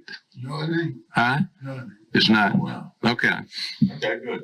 We spinning wheels now. I mean, we're still, if I understand it correctly, we're still talking about going to the town of Chocowinity and ask them to consider changing the zoning. Okay? All right. So that we can attract heavy industry. Okay. All those in favor, raise your right hand. Those opposed? Okay. Well. I guess you want to talk about corruption one more time. Yeah, I do, because last time we met, I talked about the fake media, the Democratic Socialist Party. Is this a political speech? Yes, it is. It's a political It's party. very, Yeah. is that not a conflict of interest? No. It would be for you, since you don't understand conflict of interest. No, I think you've been to these meetings on conflicts, and I think you didn't get that? I don't think you got that part. Okay, now explain to me how it is a conflict of interest. Well, you go back to your notes. Go back to your notes. No, Yeah, I know my go back notes. to your notes. How is this a conflict? Go ahead. Your position is that I should not talk about what's happening in America today. I should not use this bully pulpit. We elect people. We have a media that is foul and corrupt. Tell me what. Tell me. Go ahead and tell me what. We're losing viewers like crazy, so get it on. Yeah. Then that's what you guys like. Yeah. Just to lose viewers. Yeah. Right. Go ahead. Well, the driver's gone. notwithstanding your misunderstanding and conflict of interest, this is not a conflict of interest. This is body politic of North Carolina. We elect people in this state. We hold the elections. A lot of people think the elections are rigged across the nation. Some people even think the elections are rigged in North Carolina. I don't hold that opinion. I think we probably do better in North Carolina than most places. We have some counties that don't do well. I like to think Beaufort County did a good job. Absolutely. But when you have a corrupt media, as we have in this nation, and I know you feel that the media is great. You like the way things go. But we witnessed after the last session I had, when I discussed something that is entirely obvious, at least to my constituents, that the media is corrupt. It is foul. We had two debates. Both of them, the moderators, were in the camp for the Democratic Socialists. Both times. Poor Trump is not a debater. Why don't you look at the camera? That's not. I'm going to look at you. The camera. You're the one that has a misunderstanding about how we do and what we talk about and what is the essence of what we commissioners do. I want to excuse myself. I need to go to the little boy's room. Let him go. Little boy's got to go to the little boy's room. Oh, I got to turn my phone. This might help. Everything I just said didn't count because this was not in. Should I restate it again? No. I won't do that. But what we have in America is wrong. It is wrong. And I see it. I know Hood sees it. Some of you other guys don't see it, and you guys have a fine coalition. You work together, you power share. You do things together as a group, as a unit, a viable unit. Don't you and Hood do that? Yes, we do. We do. And we represent our constituents who understand and know that we have a problem in this nation right now. Is people working together as a group isn't wrong. It depends on what group you're working with. Yes. By your opinion. My opinion counts. I am elected to have my opinion. And I'm going to have my opinion. No, we are. Well, good. Within your coalition group of power sharing. Good. I got that. Well, suffice it to say. No. Oh, you're the chairman. That's right. Are you chairman? Shall I proceed? Please, surrogate chairman. Okay, thank you. Okay, so I am concerned. I speak to it. And I am concerned that the public is not getting the right information. And if I can shout the alarm one more time, I'm going to do it. People are frustrated. You think January 6th was bad? January 6th might have been a necessity, we're finding out. The next January 6th is going to be much, much, much worse. We talk about election deniers. When did the Democratic Socialists ever not deny an election? They've done it every election since 2000. They called President Trump the illegitimate president. Went on and on and on. That's all we heard. Russia, Russia, Russia. We had to go through all that as a nation. And we did it because the corrupt media promoted it. Now, the corrupt media is letting this empty pantsuit of a candidate escape any scrutiny whatsoever. While President Trump and J.D. Vance, his presidential candidate, is being scrutinized to the hilt and getting negative media at the rate of about 80%. We're the preferred candidate by the Democratic Socialist propagandistic media is getting scrutinized, and negative media ranges at about 10%. Those numbers are crazy, especially when the lies are prolific. Stuff like 2025, Project 2025. No, they don't even know what Project 2025 is, and yet they make an issue of it. It's like abortion. I mean, you're a preacher. Abortion's a big deal for the Democratic Socialist Party. It's huge. It's a big issue. You came back too soon. I'm just getting warmed up. No. You're finished. Okay, you're finished. You're finished. Can I say something? Listen, at least I listened to the comment. Good. I want to say this. I mean, I understand what Stan is saying. I understand his passion for what he's saying, but basically, and anybody can correct me if I'm wrong, that has nothing to do with the business of the county. And I'm not trying to put a muzzle on you, so don't jump up in arms.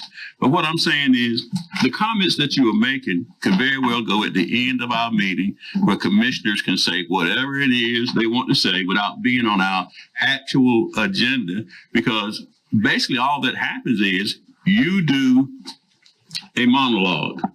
That's all it is. It's a monologue, and then it's over. So I say just move it from the regular part of the agenda and let you go edit where commissioners can make their comments. Okay, we've got a closed session. Katie, do you want to read us into the closed session? Motion is needed to consult with an attorney employed or retained by the public body in order to preserve the attorney-client privilege between the attorney and the public body. This closed session relates to the opioid lawsuit. Okay, need a motion to go into the closed. Had a second? Second. Okay, all those in favor going into the closed session, raise your right hand. We're back in from the closed session. Need a motion to come out of closed session. So moved. Second. Okay, all those in favor, raise your right hand. Okay. Okay, got a motion to adjourn. Is there a second? Second. Okay, all those in favor, raise your right hand. Thank you.